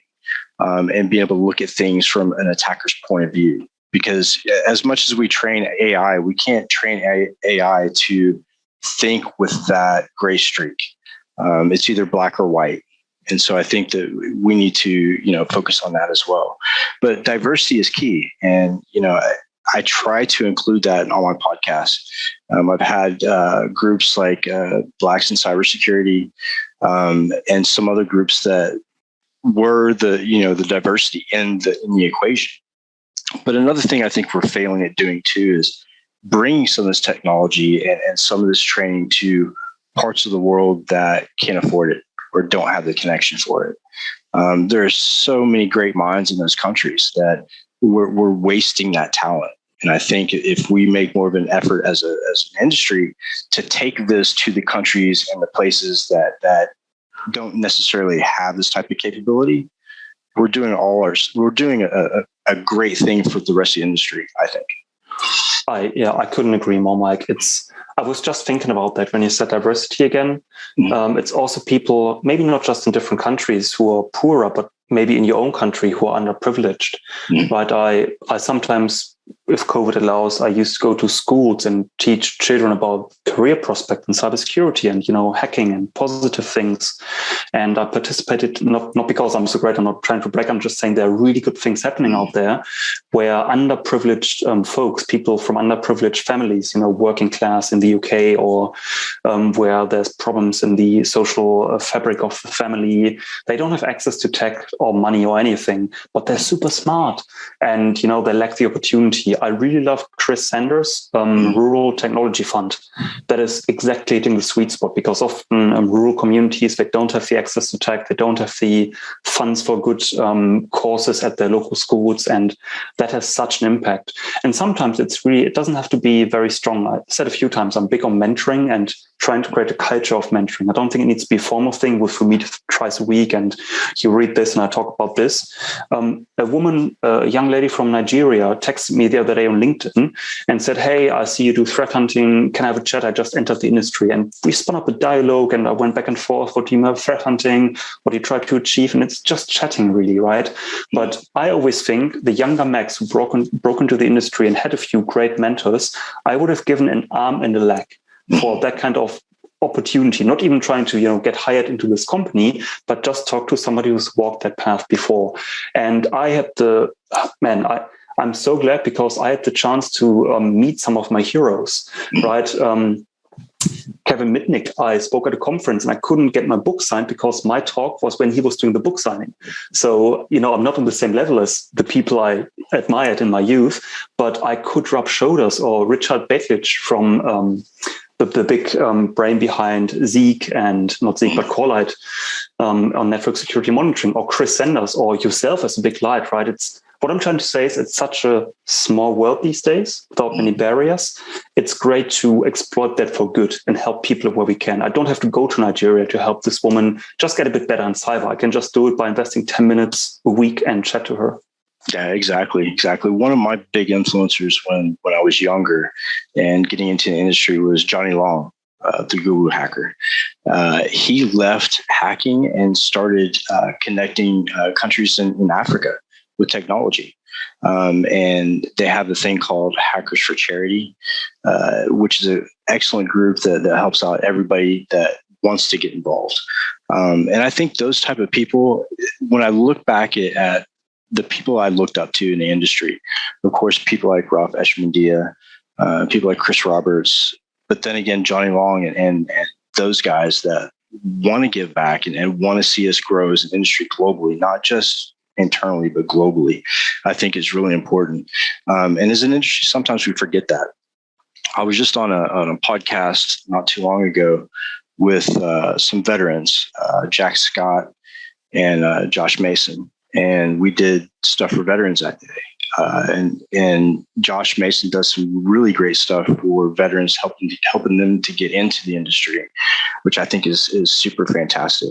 And it's funny you mentioned Mitnick, because I spoke at Kubrick conference not too long ago with Mitnick, and he spoke after I did, and I thought, you get to gauge yourself when you look at who you're opening for, and it's like, wait a minute, I'm here now. I still remember when I was really young and look at these people going, wow, I wonder what it's like, and I think that if you do the right things in the industry and you don't burn bridges and you give back, I think things promote you to those levels. It's not so much the technical knowledge sometimes. Sometimes it's what you do for other people that get you to where you want to go. Be a decent human being, right? And if you're motivated, cybersecurity is one of the best documented industries in the world. You want to do pen testing? Just go and do all the free VMs and learn hacking and watch YouTube tutorials. Look for mentors, reach out, and you be big. You make it great. You meet some toxic people. You meet some negative Nancys. You meet some people you wish you haven't met. But that's life. That's everywhere, right? There's so much optimism, so many good stuff. Go on. I meet so many good people like yourself. We had that talk in Cambridge for an afternoon.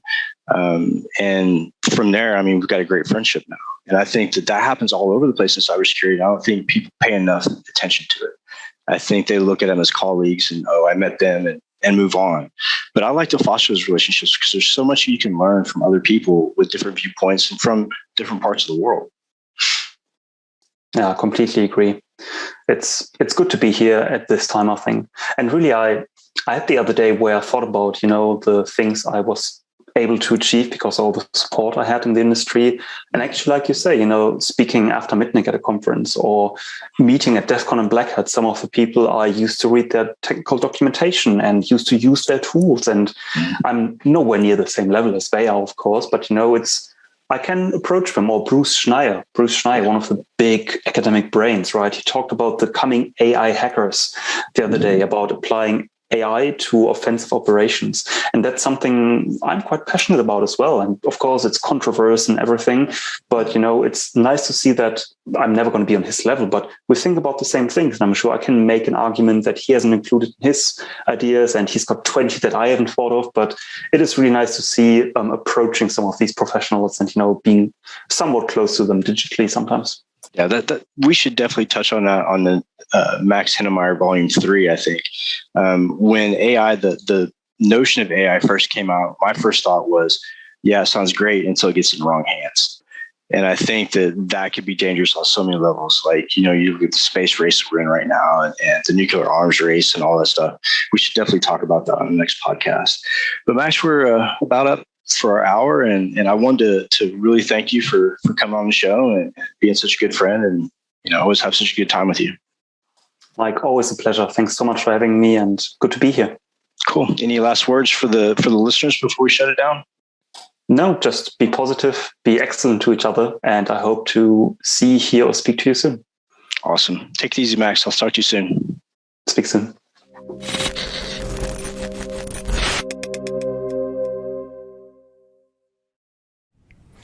Hey, everybody. Happy Monday. This is Charlene O'Hanlon, and I'm here now with the headlines. First up on DevOps.com is an article about the Apache Log4j vulnerability exploit, which is having an impact on organizations everywhere. The vulnerability is striking fear into the hearts of both software makers and users, as Log4j is the most popular Java logging service used today. It has more than 400,000 GitHub downloads and is embedded in most internet services and products from companies all over the world, including Apple, Amazon, Cloudflare, Steam, Tesla, Twitter, and Baidu, just to name a few. Exploiting this vulnerability allows threat actors to control Java-based web servers and launch remote code execution attacks. More than 60 new variations of the original exploit have been created in 24 hours, with more coming.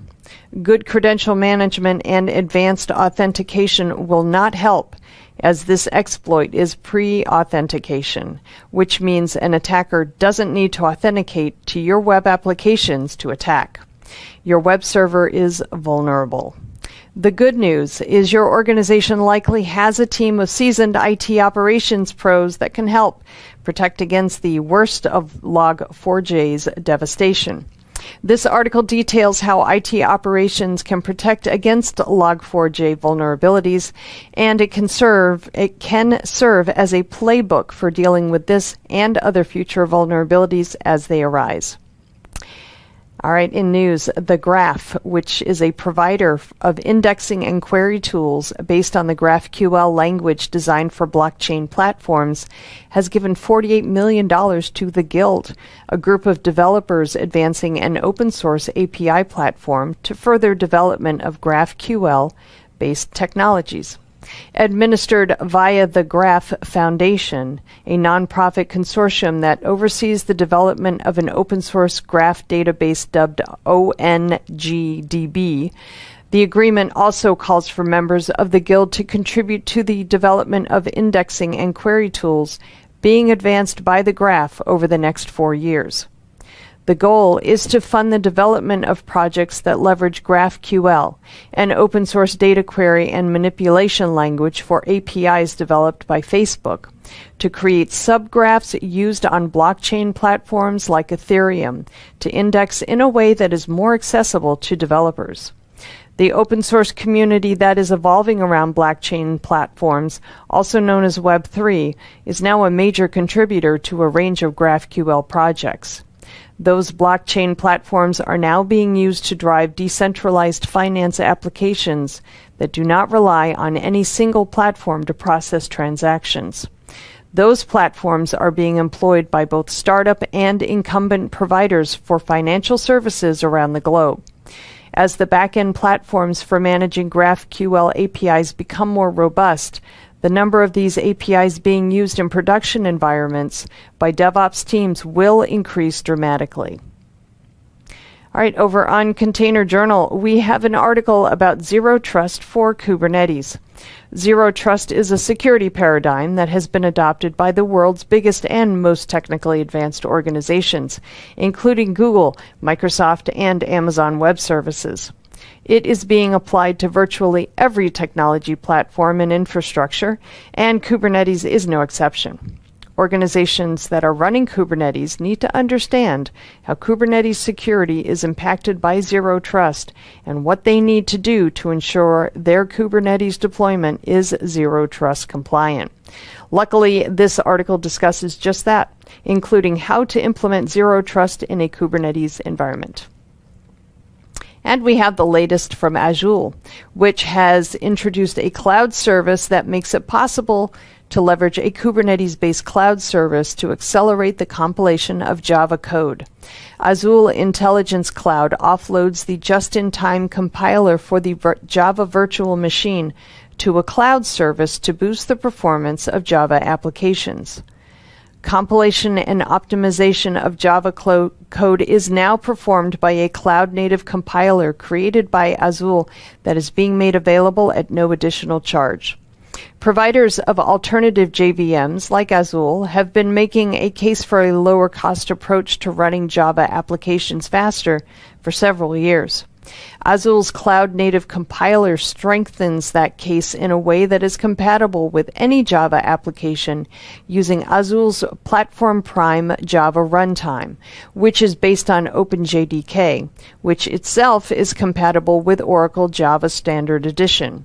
While distributions of OpenJDK have been around for years, the fees Oracle charges for supporting Oracle Java SE have pushed many organizations to consider making the jump to OpenJDK to contain costs. To that end, Azul offers migration services to facilitate that transition. All right, over on Security Boulevard, we look at the results of a recent survey from CrowdStrike that shows organizations are losing trust in legacy vendors as ransomware payout demands and extortion fees massively increase and organizations get slower at detecting cybersecurity incidents. 66% of respondents' organizations suffered at least one ransomware attack in the past 12 months, and 57% of businesses did not have a comprehensive ransomware defense strategy in place. Meanwhile, the average ransom payment increased by 63% in 2021 to $1.79 million, compared to $1.10 million in 2020. And nearly all organizations that paid a ransom were forced to pay additional extortion fees, costing businesses an average of $792,493. The survey results show ransomware is a problem that is only getting worse as cybercriminals get more savvy and take advantage of the lax security policies brought about by remote work, vulnerabilities in software supply chains, and other security issues that together create numerous opportunities for cyber threat actors. And finally, we look at 4 ways in which IP data can help fight cybercrime. This year was a record year for data breaches, according to the Identity Theft Resource Center, and IT security leaders in particular aren't confident in their company's ability to ward off attacks. The good news, one of the tactics security professionals now use to stop criminal activity is to incorporate a range of IP data into existing platforms and technologies. This approach allows them to detect when a user is connected via a proxy and assess which kind of proxy is used. IP data can provide a lot of information, including location, connection type, and proxy data, to name a few. This article outlines 4 examples of IP data that security professionals can use to detect and combat online fraud. All right, that's it for the headlines for 2021. Please check back with me January 4th, 2022, when I will have a fresh new batch for you. Until then, happy holidays, everybody. We'll see you in 2022. This is Digital Anarchist. Hey, everybody. Welcome back to Techstrong TV. I'm Charlene O'Hanlon, and I am here now with Bill Lettingham, who is the CEO of Fairwinds. Bill, thank you so much for coming back onto Techstrong TV and joining me today. I really do appreciate it. Hi, Charlene. Well, it's a pleasure to be here today. Thanks very much for having me again. You bet. You bet. Well, it's always a pleasure to have the conversation with you. I am interested in talking with you a little bit about cloud native security, specifically containers, Kubernetes, and some of the issues that organizations that are involved in cloud native technologies, some of the issues that they're having from a cybersecurity perspective, and how they might be able to kind of remedy some of those issues. So I wonder if you can kind of maybe give me a little bit of kind of lay of the land and what you guys are seeing in the cloud native space as it pertains to cybersecurity. Sure, I'd be happy to. I think kind of, the general issue is, as we all know, security and specifically cybersecurity is becoming more and more of a challenge just because of all the threats that are out there, all the malicious behavior, et cetera. And then in particular, I think the challenge around security as it pertains to cloud native is it's still a new technology for the most part. Running containerized applications on top of Kubernetes is new to many organizations. There's kind of a shared responsibility across development, DevOps, the security team, et cetera. And frankly, there's just a lot of moving parts still today in terms of things that need to be kind of looked after and things that can potentially go wrong, i.e. the technology is still, has a certain amount of error proneness, if you will, in terms of keeping track of all those moving parts and making sure applications are configured correctly to run on top of Kubernetes, that there are known vulnerabilities in the open source components that are being used, the appropriate role-based access controls are in place, the networking is configured correctly, all the secrets management is in place appropriately. There's just a lot there that companies need to be mindful of and kind of take into account as they deploy applications on top of Kubernetes. Yeah, it is certainly a very complex animal, and it's really not that much unlike what we're seeing in the DevOps space, particularly as it pertains to DevSecOps and kind of the disconnect that seems to be happening there. And I wonder, do you think that the complexity of managing the security of these cloud native tools and architectures, do you think that that's actually contributing to the issue, or do you think that there's something else altogether that's kind of making it much more difficult and just almost in some organizations non-existent?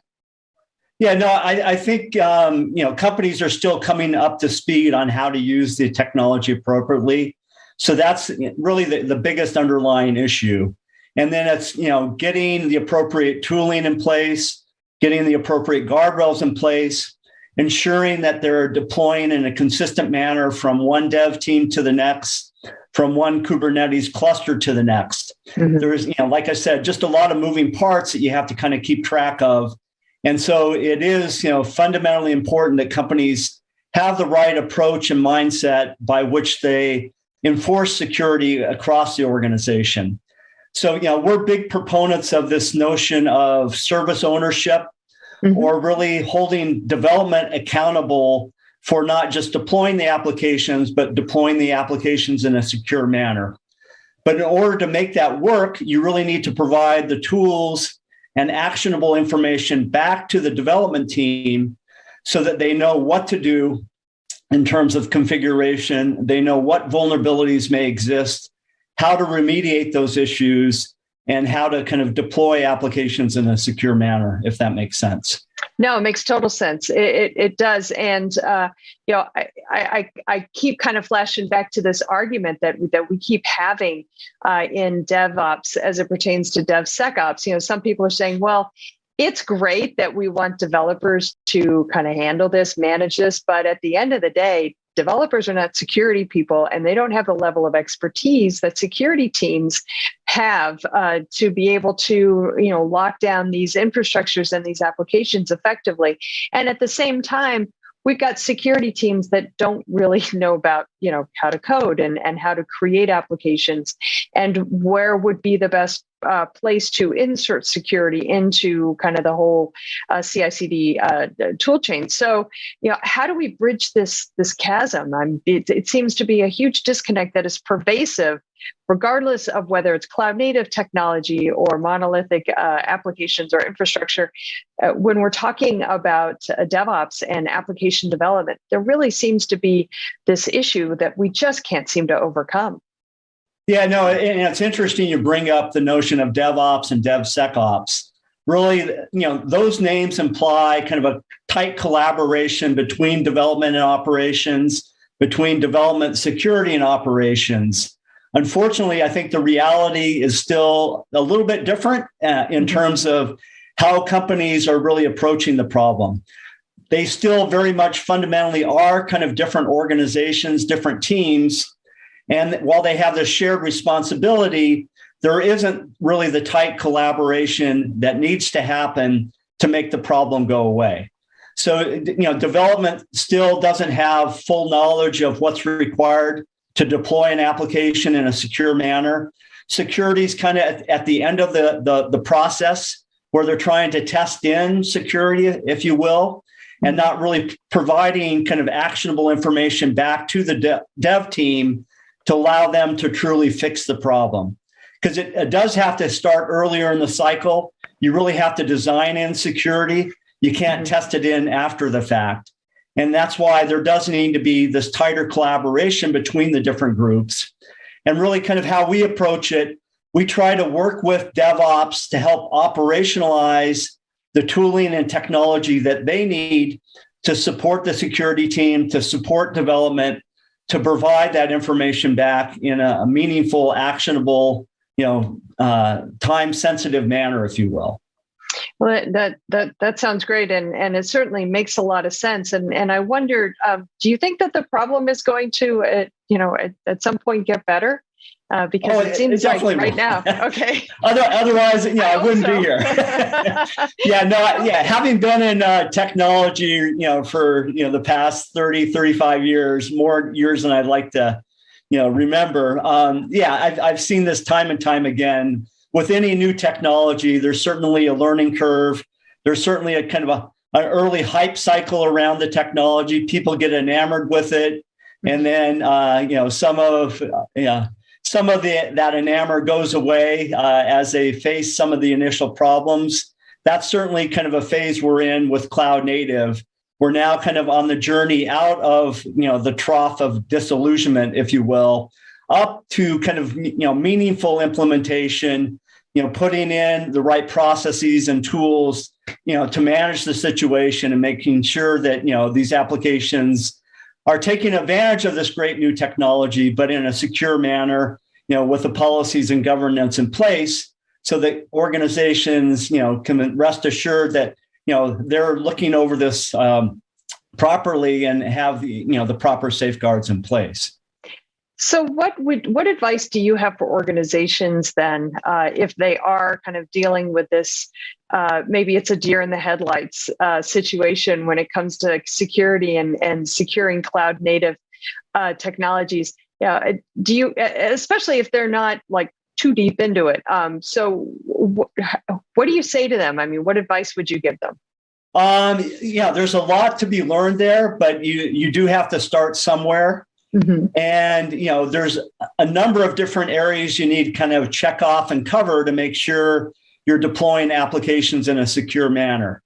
So, almost start with an educational process, understand, what security tools are out there, what technologies exist to kind of help, safeguard applications as you're deploying. So there's everything from cloud security posture management, i.e., how do you configure the cloud correctly so that you're not, over permissioning resources, et cetera, to things like, understanding open source vulnerabilities. How do you kind of test and safeguard against that? How do you make sure that, you're taking into account this notion of software supply chain security, using kind of, safe components, throughout the life cycle. There's just a lot of kind of moving parts. And unfortunately, just, you have to kind of get up to speed and make sure you're covering those different areas. And then hopefully work with vendors that can help in that regard in terms of, leading you down that journey and kind of, raising up the issues and helping you deal with some of those issues. So do you think that as more organizations kind of wrap their arms around the notion of DevSecOps, that a lot of these issues will actually just kind of go away? Because I would think that what's happening in DevOps, if they're using cloud native technologies, a lot of that will actually kind of be handled by the embracing of DevSecOps. Yes, well, certainly, the tooling will provide a lot of the capability. But then, there is kind of, the enforcement, the embody of the process to make sure that, you're doing things appropriately within that overall construct.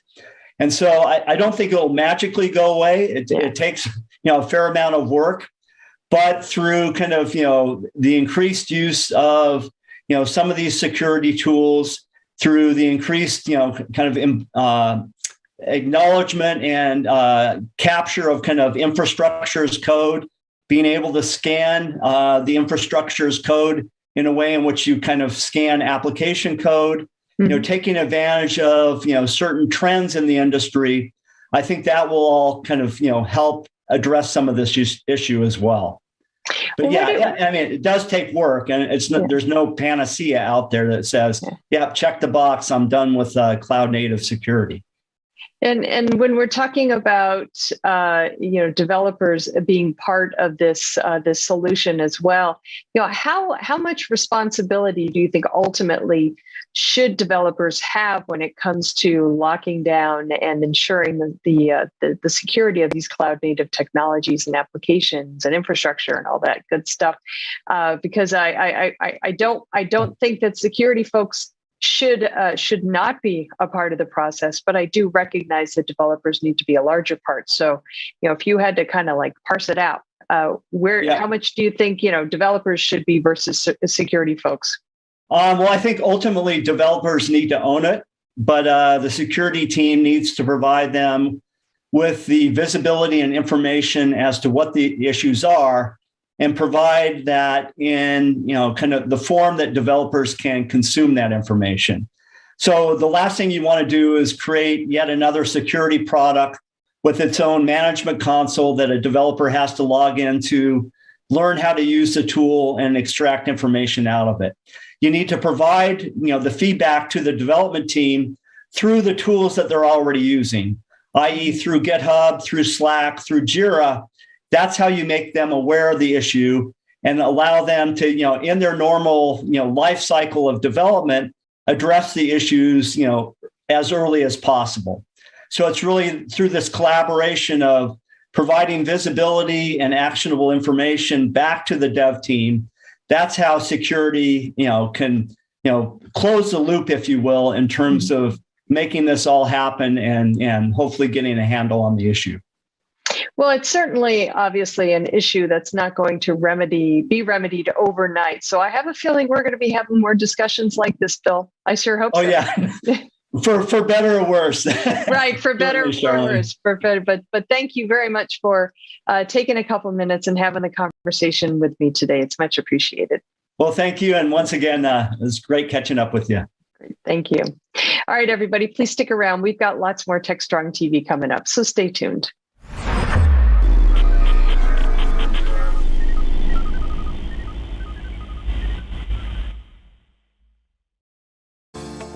Disruption is occurring across every aspect of IT. Open source, cloud services, DevOps, and cloud-native software architectures are democratizing IT and radically transforming how business is done. The old ways of creating software and doing IT are being replaced with agile, flexible, faster, and cheaper methods, benefiting vendors and users alike. Accelerated Strategies Group is out to democratize access of industry expertise and knowledge. We use our expertise and experience to offer insightful, intelligent, useful information in a variety of formats relevant to the IT community: digital events, videos, reports, assessments, workshops, and implementation projects with tech vendors, IT organizations, and business leaders. We widely and openly share our work products, often for free. Analyst reports these days aren't worth more than a graph or chart that tells a story or illustrates a market trend. We work with developers, DevOps teams, cloud architects, security engineers, and transformation leaders most every day, creating and implementing transformational strategies and technologies. We're not just thinkers, we're also doers.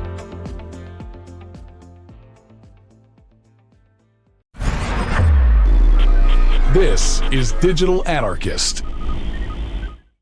Hey, everybody. Welcome back to Techstrong TV. I'm Charlene O'Hanlon, and I'm here now with Philip Heltevig, who is the CEO and co-founder at Cognigy AI. Did I get it? That's right. All right, great. How you doing? Very good. Thanks. Yourself? I'm doing great. Thank you very much for taking the time to get with to come on Techstrong TV and have a conversation with me. I'd like to talk to you a little bit about the customer experience and how technology is really helping enhance that. But first, I was wondering if you could introduce us to your company. Sure. We're called Cognigy. We're a German headquartered company, but we have offices all around the world, Australia, United States, UK, and you name it.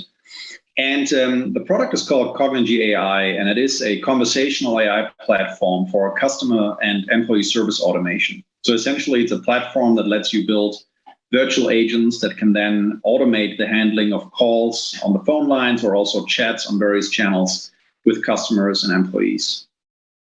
Sounds like very relevant technology for a lot of organizations, especially over the last, almost 2 years now with the advent of the pandemic, and everything shifted online and customer service became top of mind for so many organizations.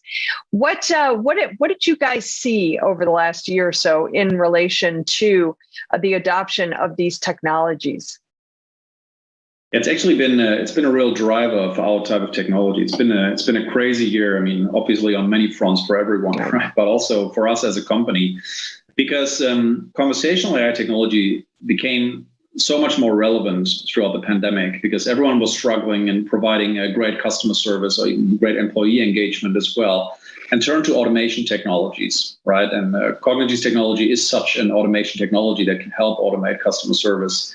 And so demand increased tremendously throughout the pandemic. And luckily, we're also at a point now where the conversational AI technology itself and the adjacent technologies like contact center technologies, speech-to-text, text-to-speech technologies have matured to a point where enterprises around the world are now realizing that this is a technology that they need in their stack to automate customer service, to deliver a top-notch customer service. Right, because we've all heard of these cases where you get on the phone line with an airline and then you need to wait 30 minutes if you're lucky. Right, we are now reading of cases where people actually wait 6 hours on the phone lines to get connected to a human being just to cancel a booking, for example. Right, and of course things like canceling a booking, making a booking, changing a booking, flight status requests, et cetera, in the airline industry, and of course in other industries, the different use cases can nowadays fully be automated with the advanced type of AI technology that exists. So the pandemic has been a real driver for our type of technology. So in that sense, it was, at least for business, it was very positive. Yeah, I can see how this technology would be super relevant in the retail space. It's anything that is quote unquote customer facing. But within organizations that are more enterprise oriented or business to business companies, or something that doesn't have a product to sell, if you will, is there a place for this technology as well? I mean, it's interesting, right? It depends on the way that you look at it. I mean, I think everyone has a product to sell, right? Of course, you can be a retail company, as you describe it. So a B2C company that is selling product to end customers. You can be a B2B company, you're still selling products, but you're selling to other businesses, right? So these other businesses are your customers. You can be a large enterprise that operates franchise systems, then your franchisees are essentially your customers that you need to deliver service to. Or if you are a company internal organization like HR or finance or legal, you still have customers, you still have a product to sell, which are your services internal to the company, right? So we see a lot of use cases in HR, booking leave, checking who's available, annual reviews, even harassment complaints and things like that, things where people actually prefer to speak with a bot rather than a human, because of course when you file a harassment claim, maybe you don't really want to share that with another human, but you want to share it with an AI in that sense, right? Because there's a little bit more distance there. But then also bots in finance and legal, like we have projects in legal, for example, where you need to, or in the past, you had to go to someone from the legal department if you wanted to start a new project, and they had to go through the project with you. They asked you 100 different questions, and then they determined, based on a certain rule set, whether this project you were going to start needed extra legal approval in terms of data privacy or trade regulations and things like that. Now, these are the kinds of things that can be automated these days, right? You can be on the tools that you use every day, like, say, Microsoft Teams. You go to the legal bot and you say, hey, legal bot, I have a project I need you to check. And then the bot jumps into action and converses with you through Microsoft Teams, takes you through this process, and in the end, it spits out its analysis, right? And it can even then, formulate an email for you and send that off for final legal approval, etc. So yes, if you look at all the projects we're seeing on the market, it's probably 80% of the projects are company internal projects, like business to employee projects, right? And 20% are consumer facing, so it can be customers or other businesses. But the majority of volume is driven by these 20% of projects, right? Because of course, say you're a large bank in the United States, and you have a consumer-facing chatbot and a voice bot integrated on your contact center, then that is going to have much higher volume, much higher traffic than what you would have for even all your company internal bots combined. Sure. Yeah, well, that makes a lot of sense considering the number of customers that any financial institution or retailer would have. Yeah, that makes a lot of sense. We've been talking a lot about digital transformation over the last year. Yeah, and so much so, I'm just about ready to put the label to bed, if you will. We just all facets of digital transformation has been top of mind for so many organizations. Do you think that they're putting the right emphasis on the right technologies when we're talking about digital transformation? I mean, do you see more organizations that are really looking hard at their customer experience and how they're offering that, and then really bolstering the ways that they're doing it in a way that is, user friendly and useful at the end of the day? Well, firstly, I think the term digital transformation is a little bit funny because, I mean, let's say you look into the 80s when I was a kid, right? And computers made its way into offices. Wasn't that also digital transformation, right? And then in the 90s, the internet came about, and wasn't that also digital transformation? Right. So, I think since digital technologies started existing, we've been in this digital transformation. I don't think it's ever going to stop, really, right? So it's kind of a nice new term, and probably in 2 years' time, some marketing departments will cook up a new term, but it still means the same thing. Exactly. But to your question, are these companies putting the right emphasis on customer service, on customer experience? I think in the past couple of years, the emphasis on customer experience has dramatically increased, especially because consumers now have a way of letting the world know when they did not receive great service, right? We have services like Twitter, we have services like Trustpilot and others. And if your company has a rating of 1.5 stars out of 5 on Trustpilot, then you're losing business, right? It's that simple. No one wants to do business with you if they read all these negative reviews, they couldn't reach you, et cetera, et cetera. So I think chief marketing officers, chief customer officers, sometimes they exist, but also chief revenue officers around the world have woken up to the fact that the customers choose now, right? There's always so much choice, and they need to have great reviews. They need to have a great reputation, and you really only get that great reputation if you offer great customer service. I mean, a good example is Amazon, right? As much as you can talk bad about Amazon, their customer service is fantastic, right? I mean, I could guarantee you that on this call, if I pull up one of my orders right now on my phone and I say, I want someone to call me about this order, my phone will ring within 3 minutes, and there'll be someone talking to me about that, right? They're also making great use of chatbot technology, by the way, which at least in my case helps resolve 80% of the issues I have already. So yes, we are seeing a lot of focus on customer experience, and in turn, a lot of focus on conversational AI technology. Because another thing the pandemic has done, I mean, when the pandemic started, everyone went into cost savings mode, right? Mm-hmm. At least for a short time. And in that short time, a lot of customer service representatives were let go.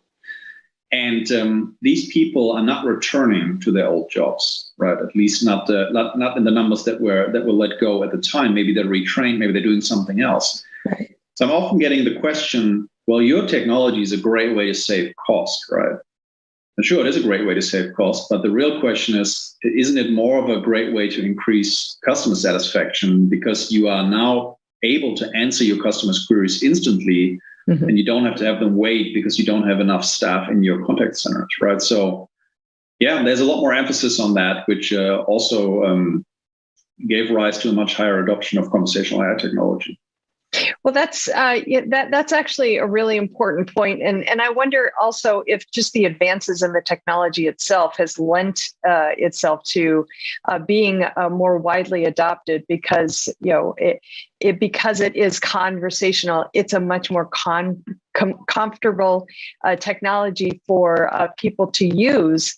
I remember that, in the early days of the IVR agents and just, this real kind of stilted, robotic, kind of useless, actually, AI assistant that really didn't help at the end of the day. But, as we move deeper into the technology and it really does become more human, I hate to say that human, but more, more kind of one-on-one comfortable. It seems like that would be something that would be more widely adopted by organizations and more widely accepted by consumers. Have you guys noticed that?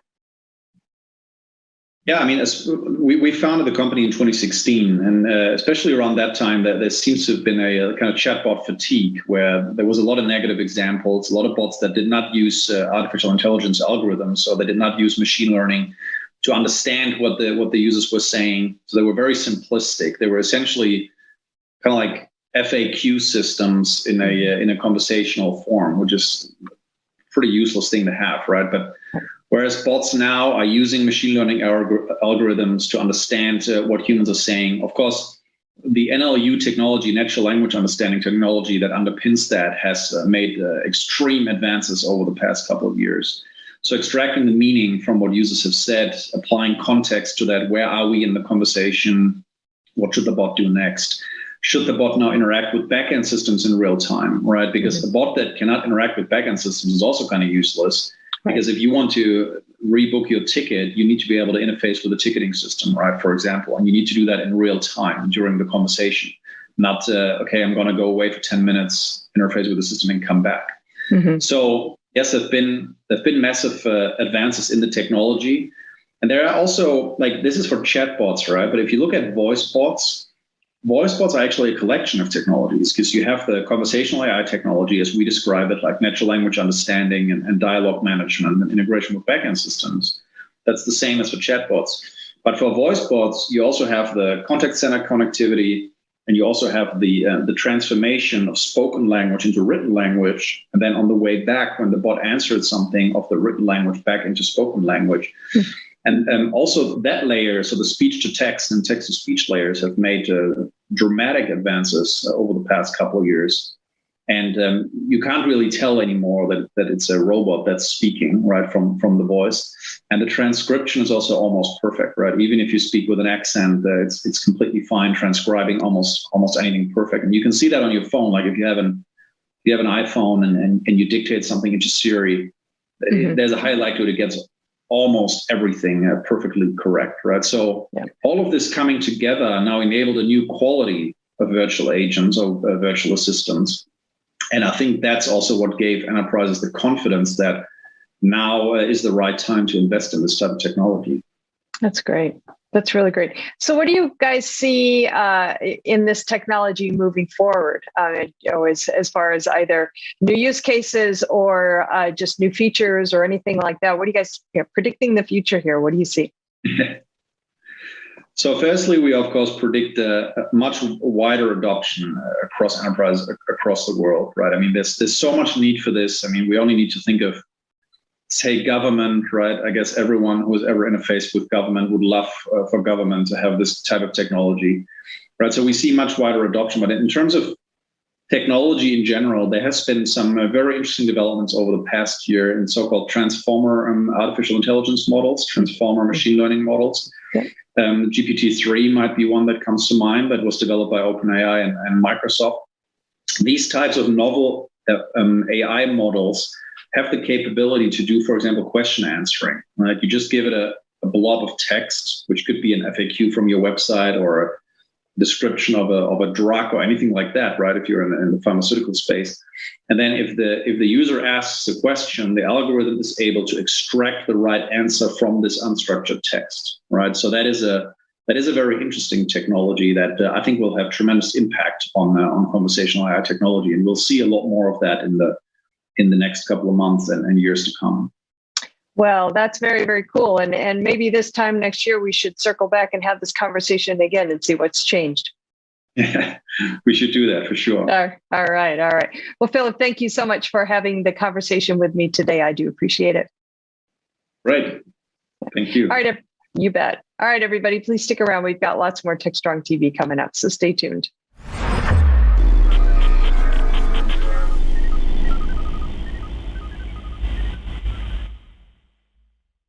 DevOps.com is the #1 online destination for DevOps education and community building.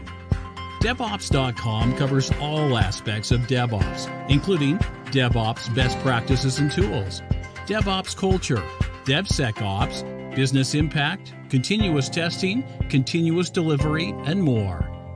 DevOps.com has the largest collection of original DevOps content, featuring breaking news, blog posts, podcasts, and more. Visit www.devops.com to learn more. DevOps.com, where the world meets DevOps.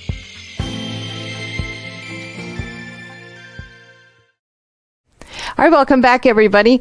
Next up, we've got The View with Vizard. He's got two great interviews today. In his first one, Mike Vizard speaks with Cindy Blake, who is the Senior Security Evangelist over at GitLab. They talk about why all the action is moving toward continuous integration to secure software supply chains. Very, very relevant conversation. And in his second conversation, Mike speaks with Matt Schwimmer, who is the Senior Vice President and General Manager for Product and Services over at ServiceNow. And they talk about why IT tickets will soon be a thing of the past. Interesting topic. Let's go ahead and roll both these, one right after the other. This is Digital Anarchist. Hey guys, thanks for the throw. We're here with Cindy Blake, who is the Senior Security Evangelist for GitLab. We're talking about all things related to DevSecOps and software supply chain. Cindy, welcome to the show. Thank you. Thanks for having me. It feels like to me, we've been talking about DevSecOps forever, but with the Biden administration order, it seems like everybody suddenly started thinking about supply chains and software and how everything works. So do you think the whole conversation has been ratcheted up significantly in the last few months? Oh, absolutely. Yeah, there's an anticipation that there's going to be additional regulatory requirements, and some of those have already started. And, I think that combined with things like the SolarWinds attack and the Colonial Pipeline, I think it just makes it more top of mind. And people are starting to realize that they need to do a lot more for application security.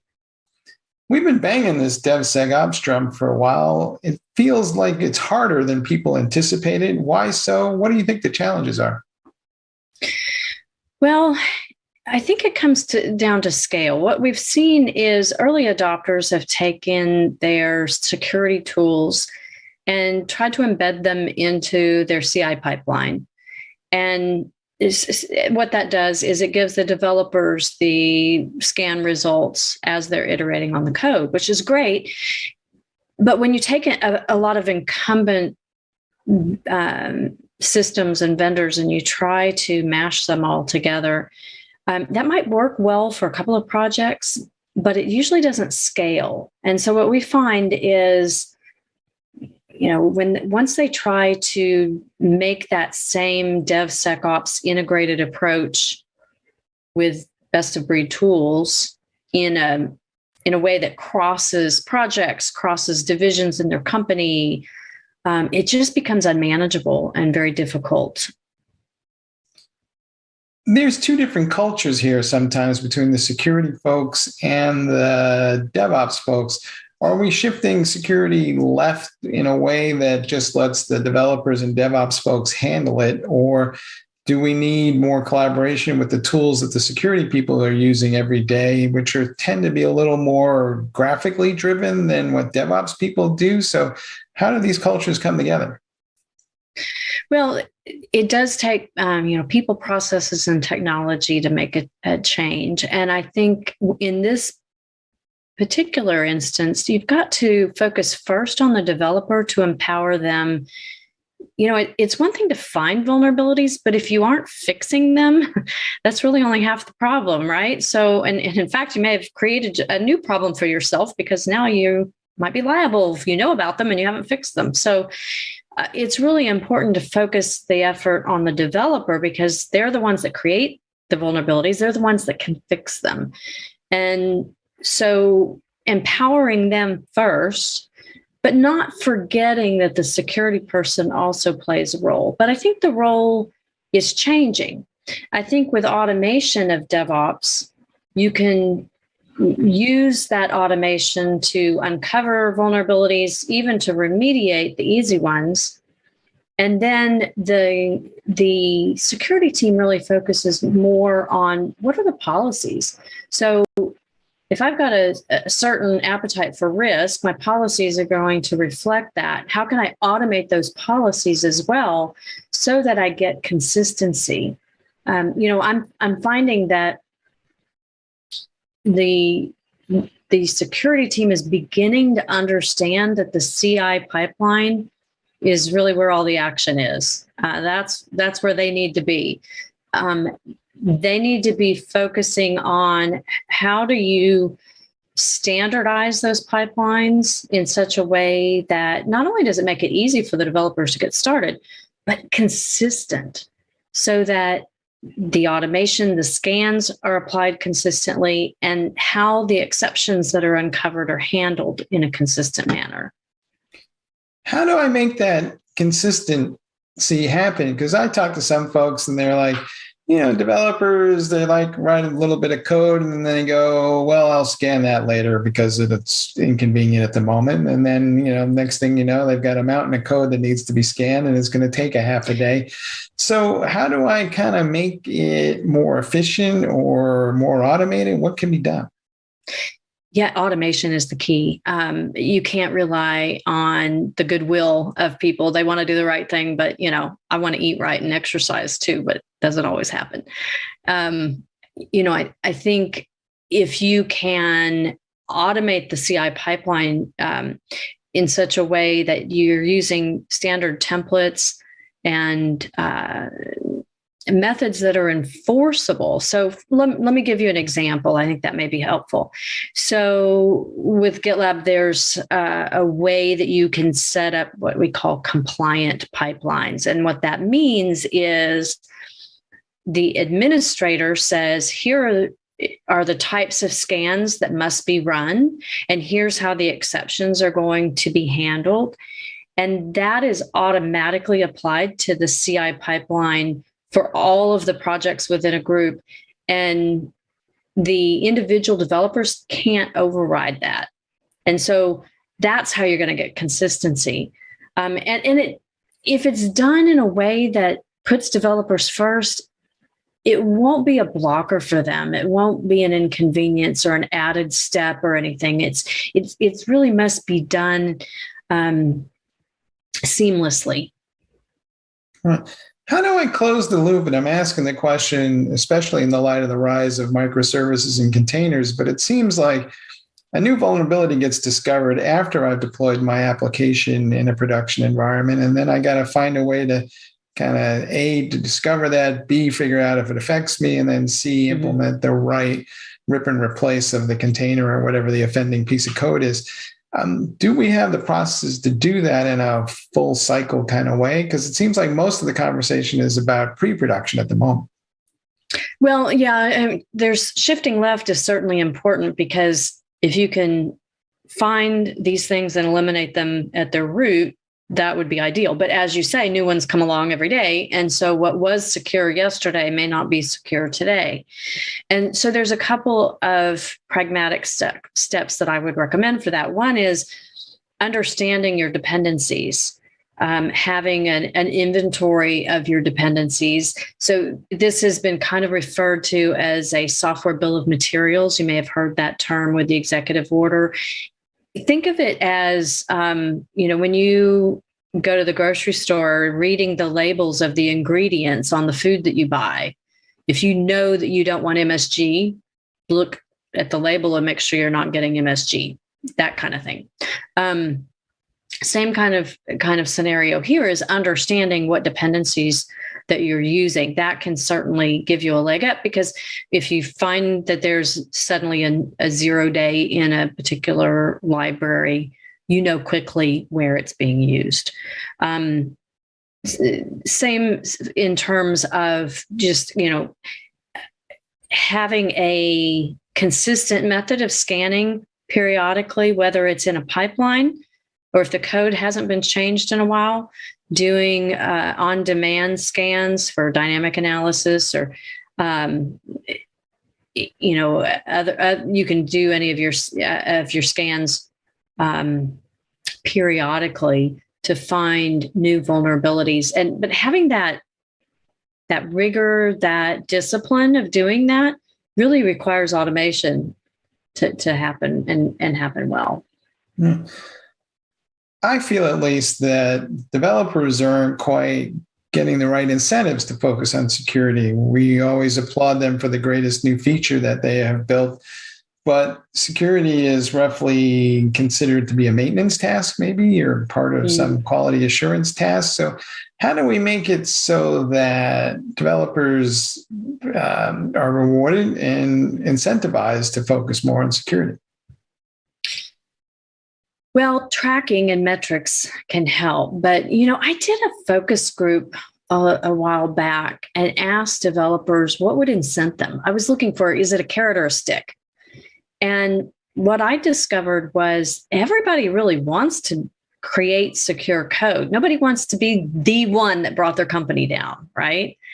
So they care about it, but they don't feel like they have the tools and the empowerment to make a difference.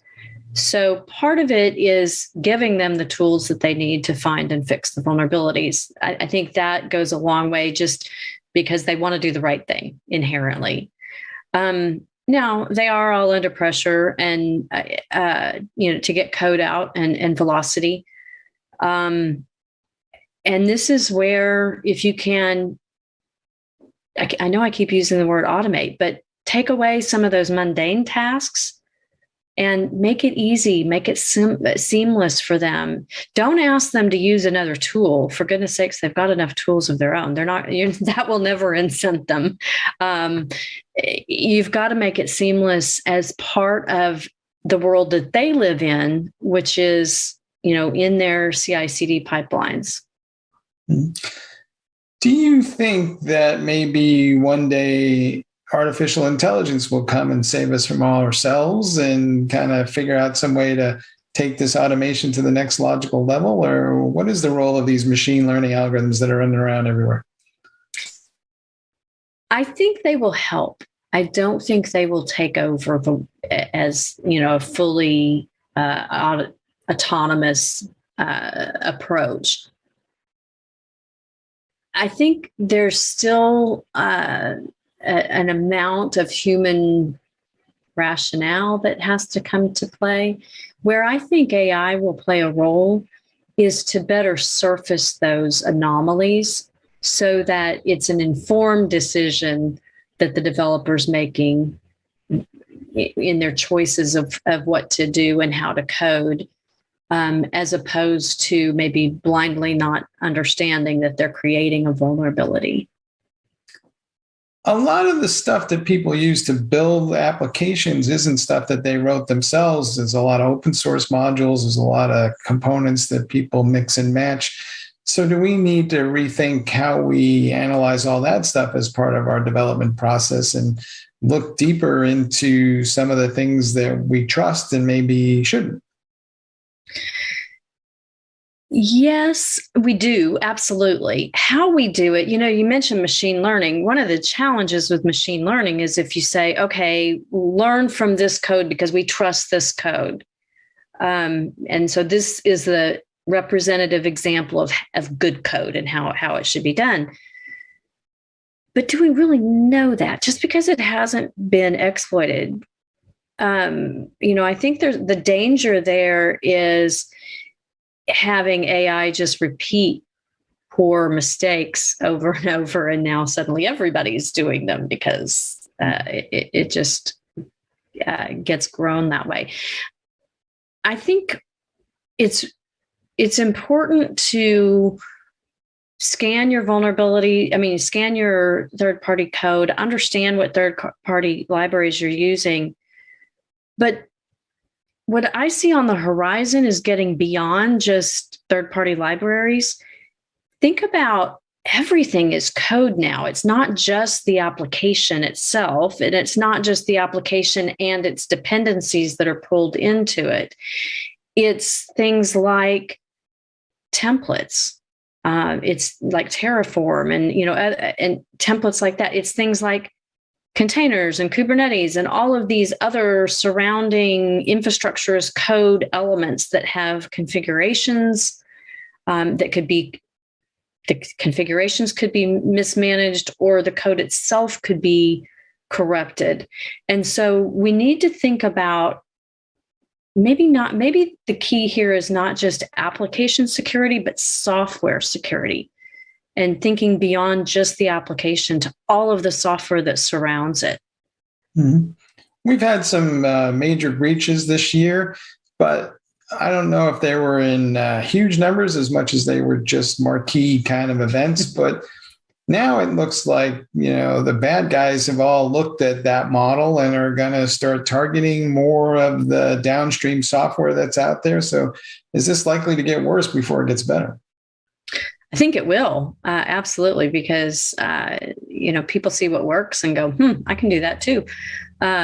So yeah, and the industry hasn't caught up to the realization. The industry hasn't caught up to being able to execute on the realization that I need to do more to protect my software.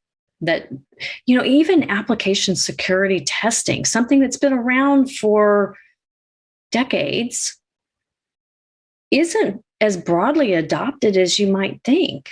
I'm estimating somewhere around 30% of the companies out there are doing sufficient application security testing, which is amazing that there's 70% that aren't in this day and age.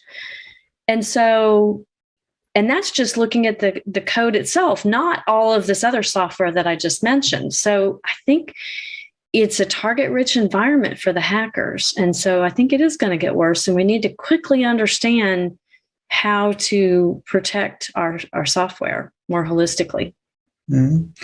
Do you think that security is going to be kind of like a separate gate within the DevOps process, or will it just eventually become part of the QA process because it's just an extension of that whole motion? Yeah, it needs to become very seamless and just an extension of the process. As a gate, when you think about it as a gated function, you also those people that use it as a gate also tend to rely on a handful of individual people to do the reviews. And that just doesn't scale, especially in a DevOps environment where you're trying to get code out faster and faster and in smaller chunks.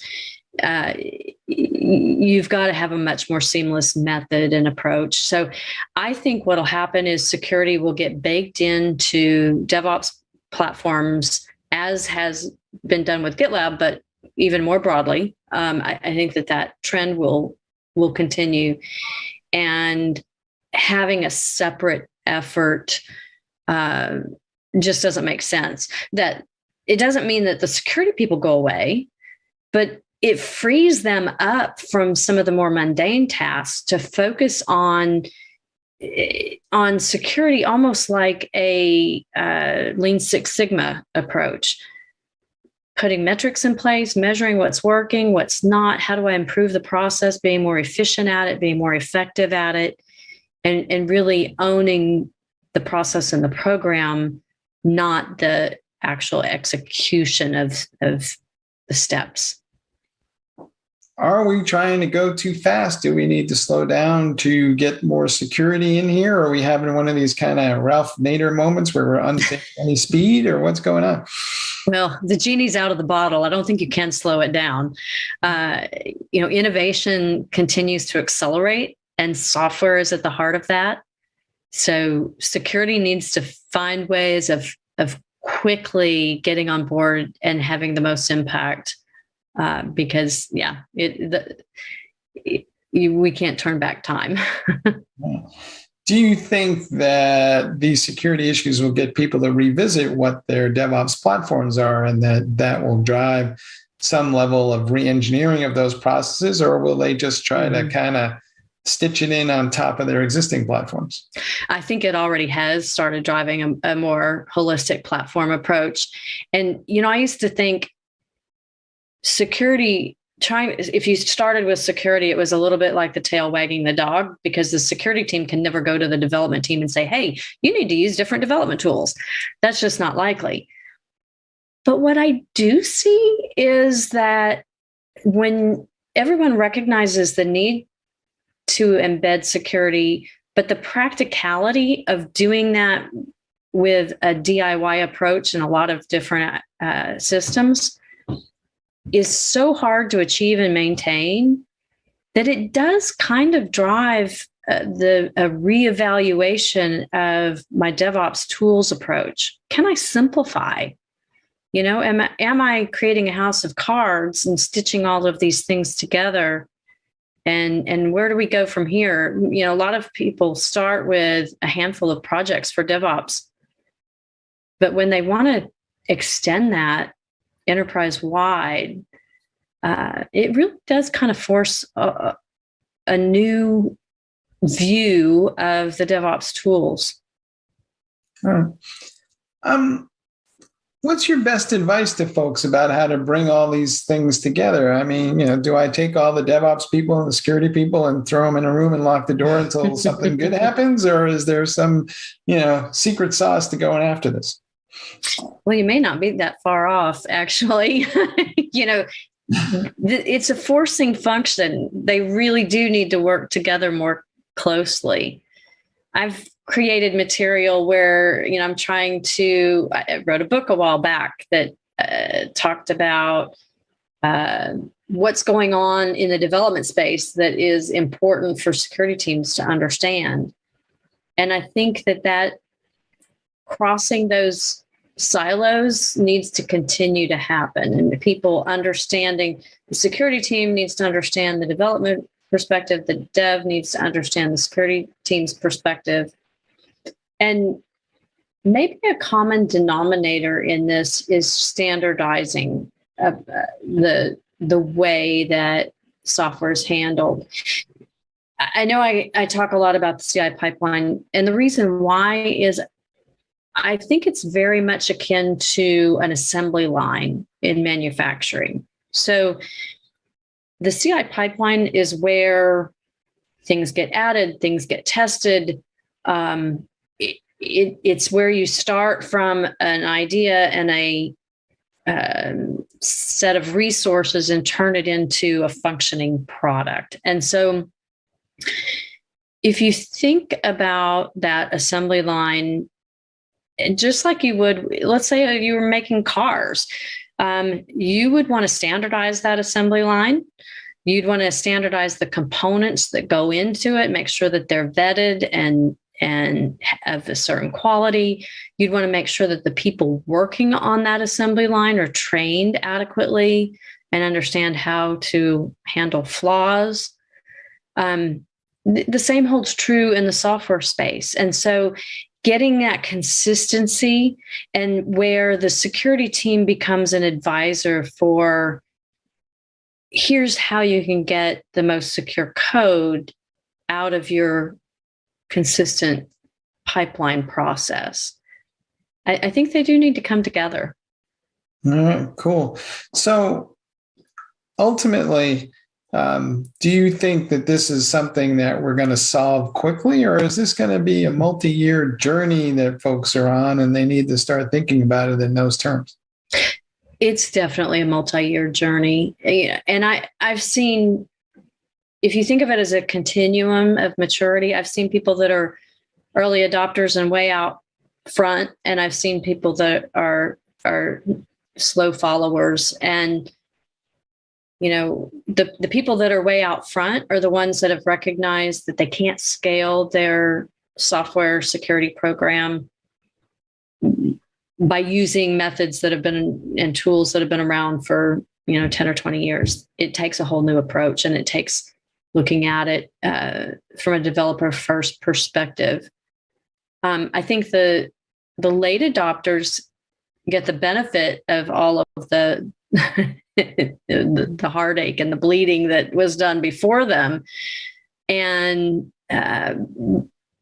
are starting to understand that not to look at this as individual silos, but to look more holistically for if I want to modernize my application production, my applications themselves, the way that I develop them, the way that I deliver them.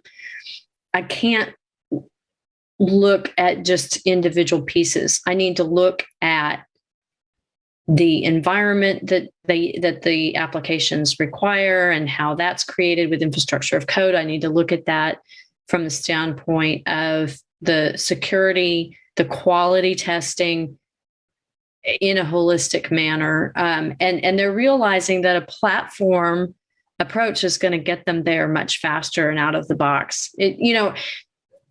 I don't know if I should use this analogy or not, but if you think back, it kind of shows my age. If you think back to the SAP, when SAP first came about, it was an all-in-one approach. It made it so simple. Before SAP, I remember those days. We had a general ledger system and an HR system and a sales system, and all of these things had to be integrated together to talk.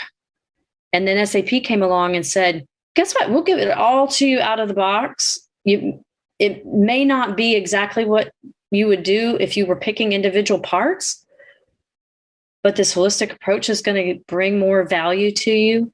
And I think a DevOps platform is going to follow that same sort of maturity and value. All right. Well, it sounds like to me that one way or another, applications are going to become more secure. The only thing that is unknown at this point is how much pain will be experienced achieving that goal. Thanks for being on the show. Thank you, Mike. Appreciate it. All right. Back to you guys in the studio.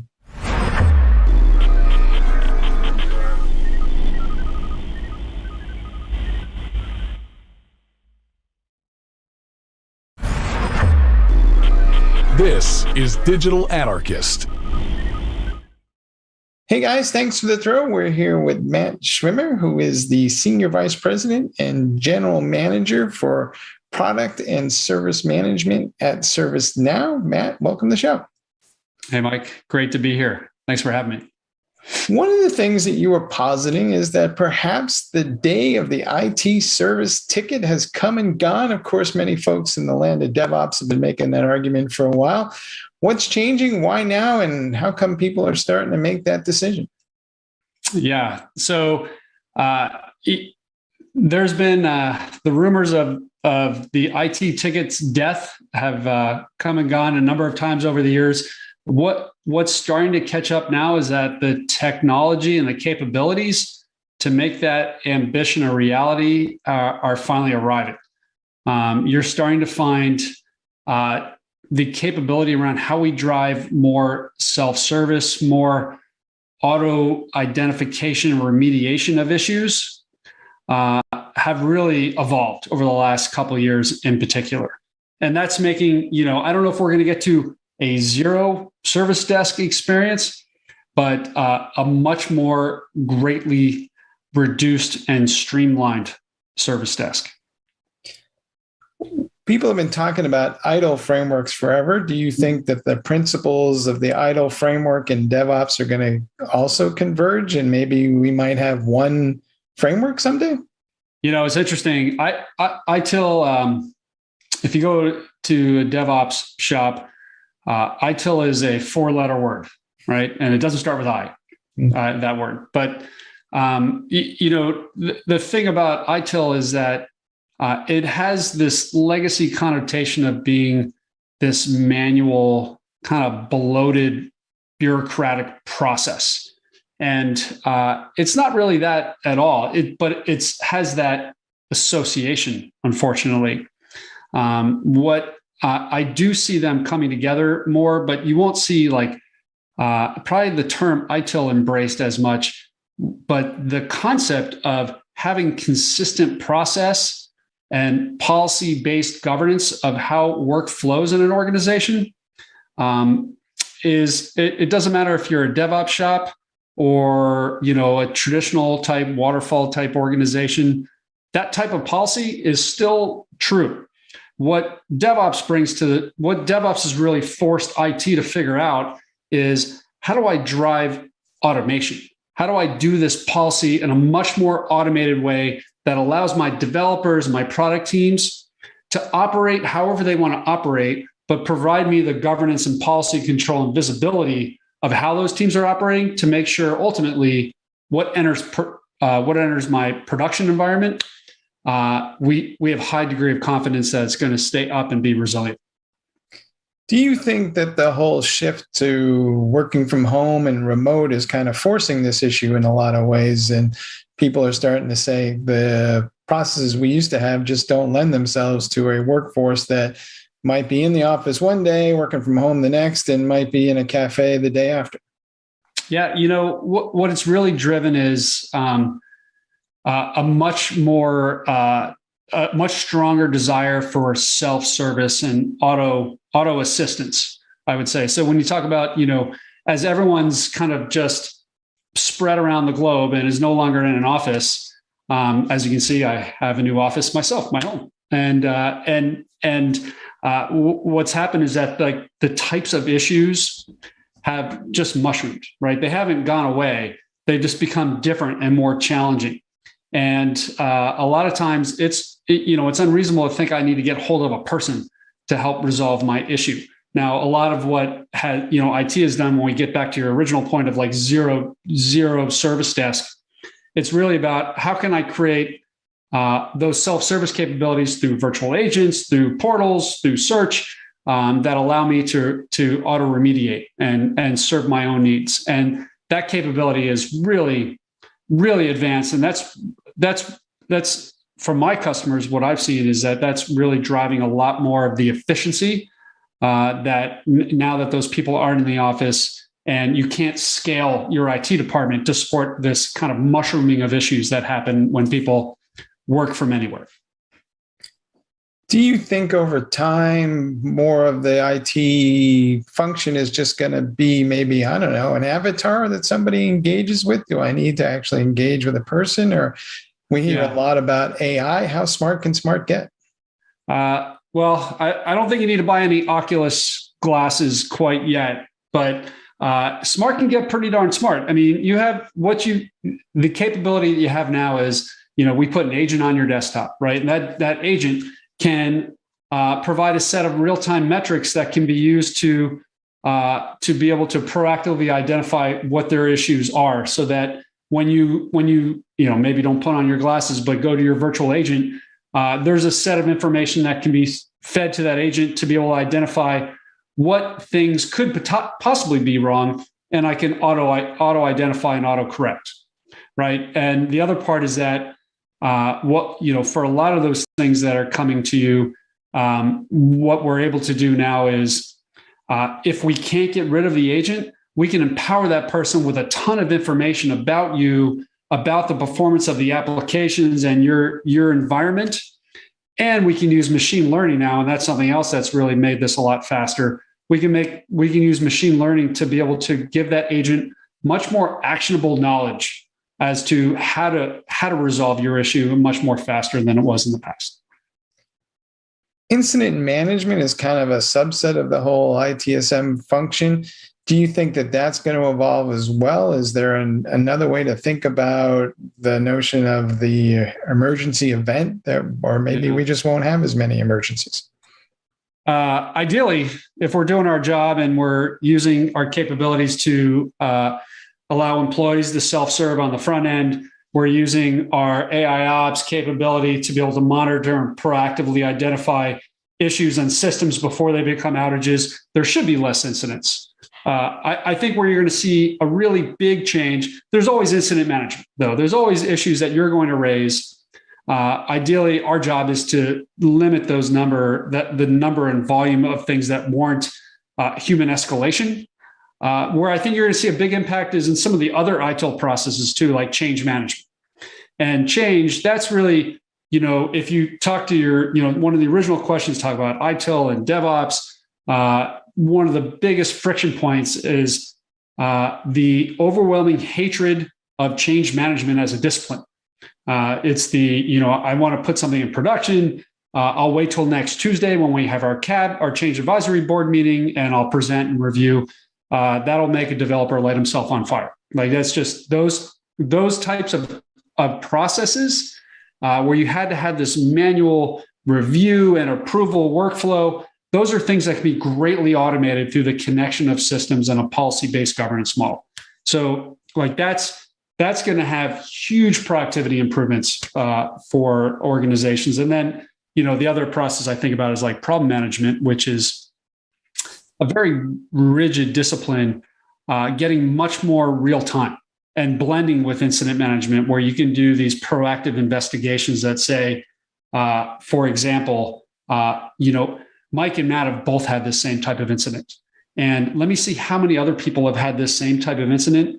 And let me be able to explore all this data I have in my system to identify patterns so that I can investigate root cause in a much more efficient way than having this separate, structured, much more rigid process that we had in the past. So it'll get much more real time, much more kind of real time data infused and flexible in terms of how we address than what we looked at previously. Does that mean we'll see IT people called into fewer IT war rooms where they have the joy of proving their innocence? Or, can we maybe have a more proactive conversation about this stuff? You don't like the guilty until proven innocent approach in IT. Ideally you get less P1s, right? You get less priority 1 or P0, P1 incidents that cause this war room to happen. But when they do, one of the key things is that we're all looking at the same data across the same platform, right? As opposed to us having fiefdoms of information and being able to say, it's not me, it's you. Bringing that data together is one of those crucial steps. But, if you think about the goal of IT, it's not just zero incidents, it's zero outages. And so that's really what we're working towards, is maintaining and getting predictive on the system side to make sure we can prevent outages. We have to be able to do that if we want to get to the human side of saying we're going to go for zero incidents and removing that burden on the services. So what will it take culturally to get there? I think a lot of times with IT organizations, there's a habit. We did something the same way for decades now. It's what we know how to do. It's a significant cultural change that we're talking about. So how do we make that happen? Yeah, it's, when I talk to customers, it's you're at the point where they've gone from denial to acceptance, right? They're going through their steps. And, a lot of times the CIO is now being pushed to become this chief digital officer.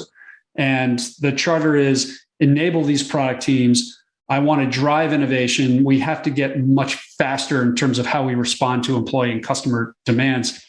And so it's not a matter of whether they're going to change. The questions I get now is, how should I change?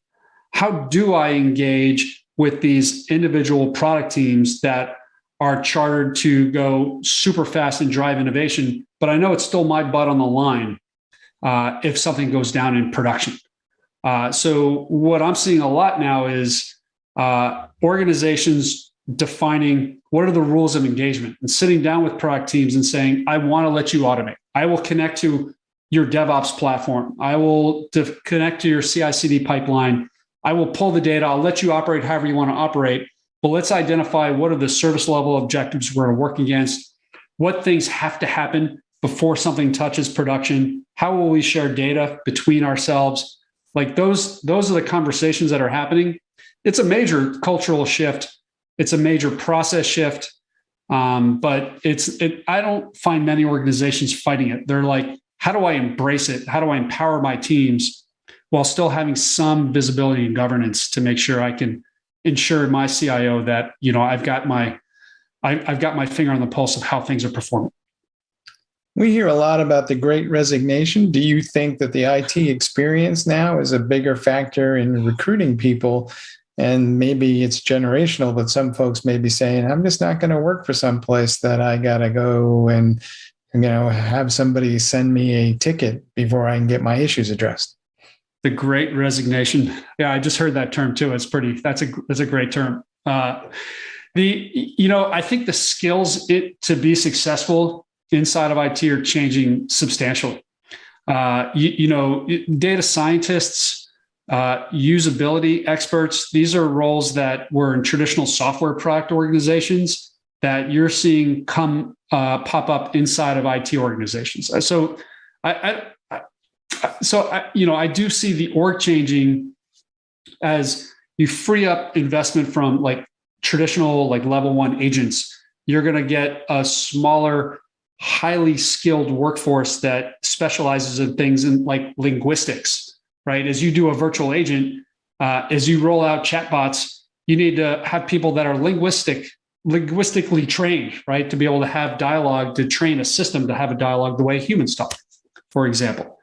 I do think when you go back to like the Great Resignation, to your point about that, I don't think resignation, I think changing demographics of the workforce. And if you're under, say, 35, your first impulse is I would bet you 95% of the time is not to pick up the phone.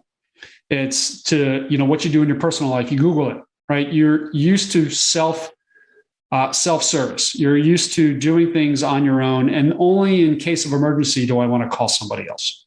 And so I think that kind of consumer behavior that we do at home is what's driving a major change of how people expect to operate when they come into the organization.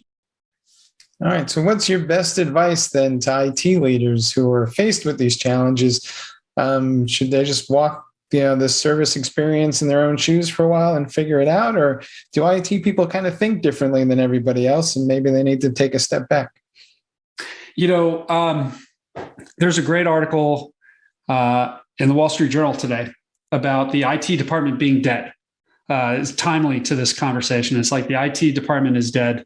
And it's the point ultimately was not that the IT department is like the IT organization is going away. It's that the traditional way you thought of IT is going away, and that the organization now needs to think of itself as part of the business and embedded inside the business. So when we think about, to your question there, it's really, they need to start thinking about themselves in terms of the business outcomes they're enabling, as opposed to being a supplier to the technology organization. So what you're kind of saying, everybody, is now is the time as we head into 2022 to take a step back, reevaluate what it is you guys have been doing all these years for services, and maybe ask yourself, how well connected are you to the population you serve? Yeah, I think Mike, that's really well put. I think you start with, what are the business outcomes that I'm trying to drive? What are the key metrics to the company? And work backwards into, how do I empower those metrics? How do I empower the organization and identify, be open to change, be open to the way processes worked that got me to the way, this is actually the best way to say it. So I talked to a company that said, what got us here was great for the first 150 years of our existence. How do I change for the next 150 years of our existence? And that's really, it's time to question everything of how we operate. All right, great. Hey, Matt, thanks for spending some time with us. Hey, thank you, Mike. My pleasure. All right, back to you guys in the studio.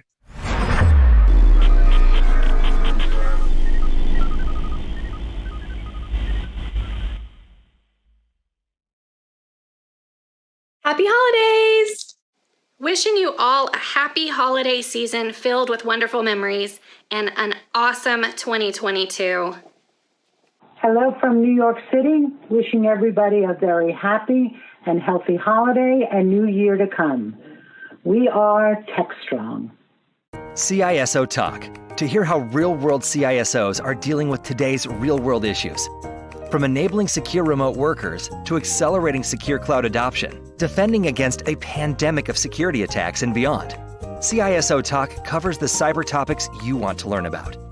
With your hosts, Unisys CISO Matt Newfield and MediaOps CEO Alan Schimmel, featuring a revolving panel of CISO cyber experts. This is where CISOs talk. Join us on digitalanarchist.com and techstrong.tv.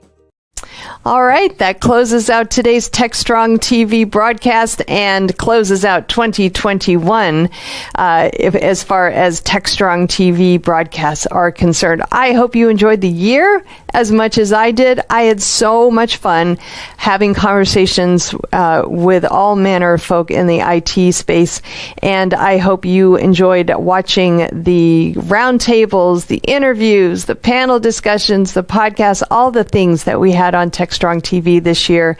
I hope you got some value from it. I hope you were entertained as well.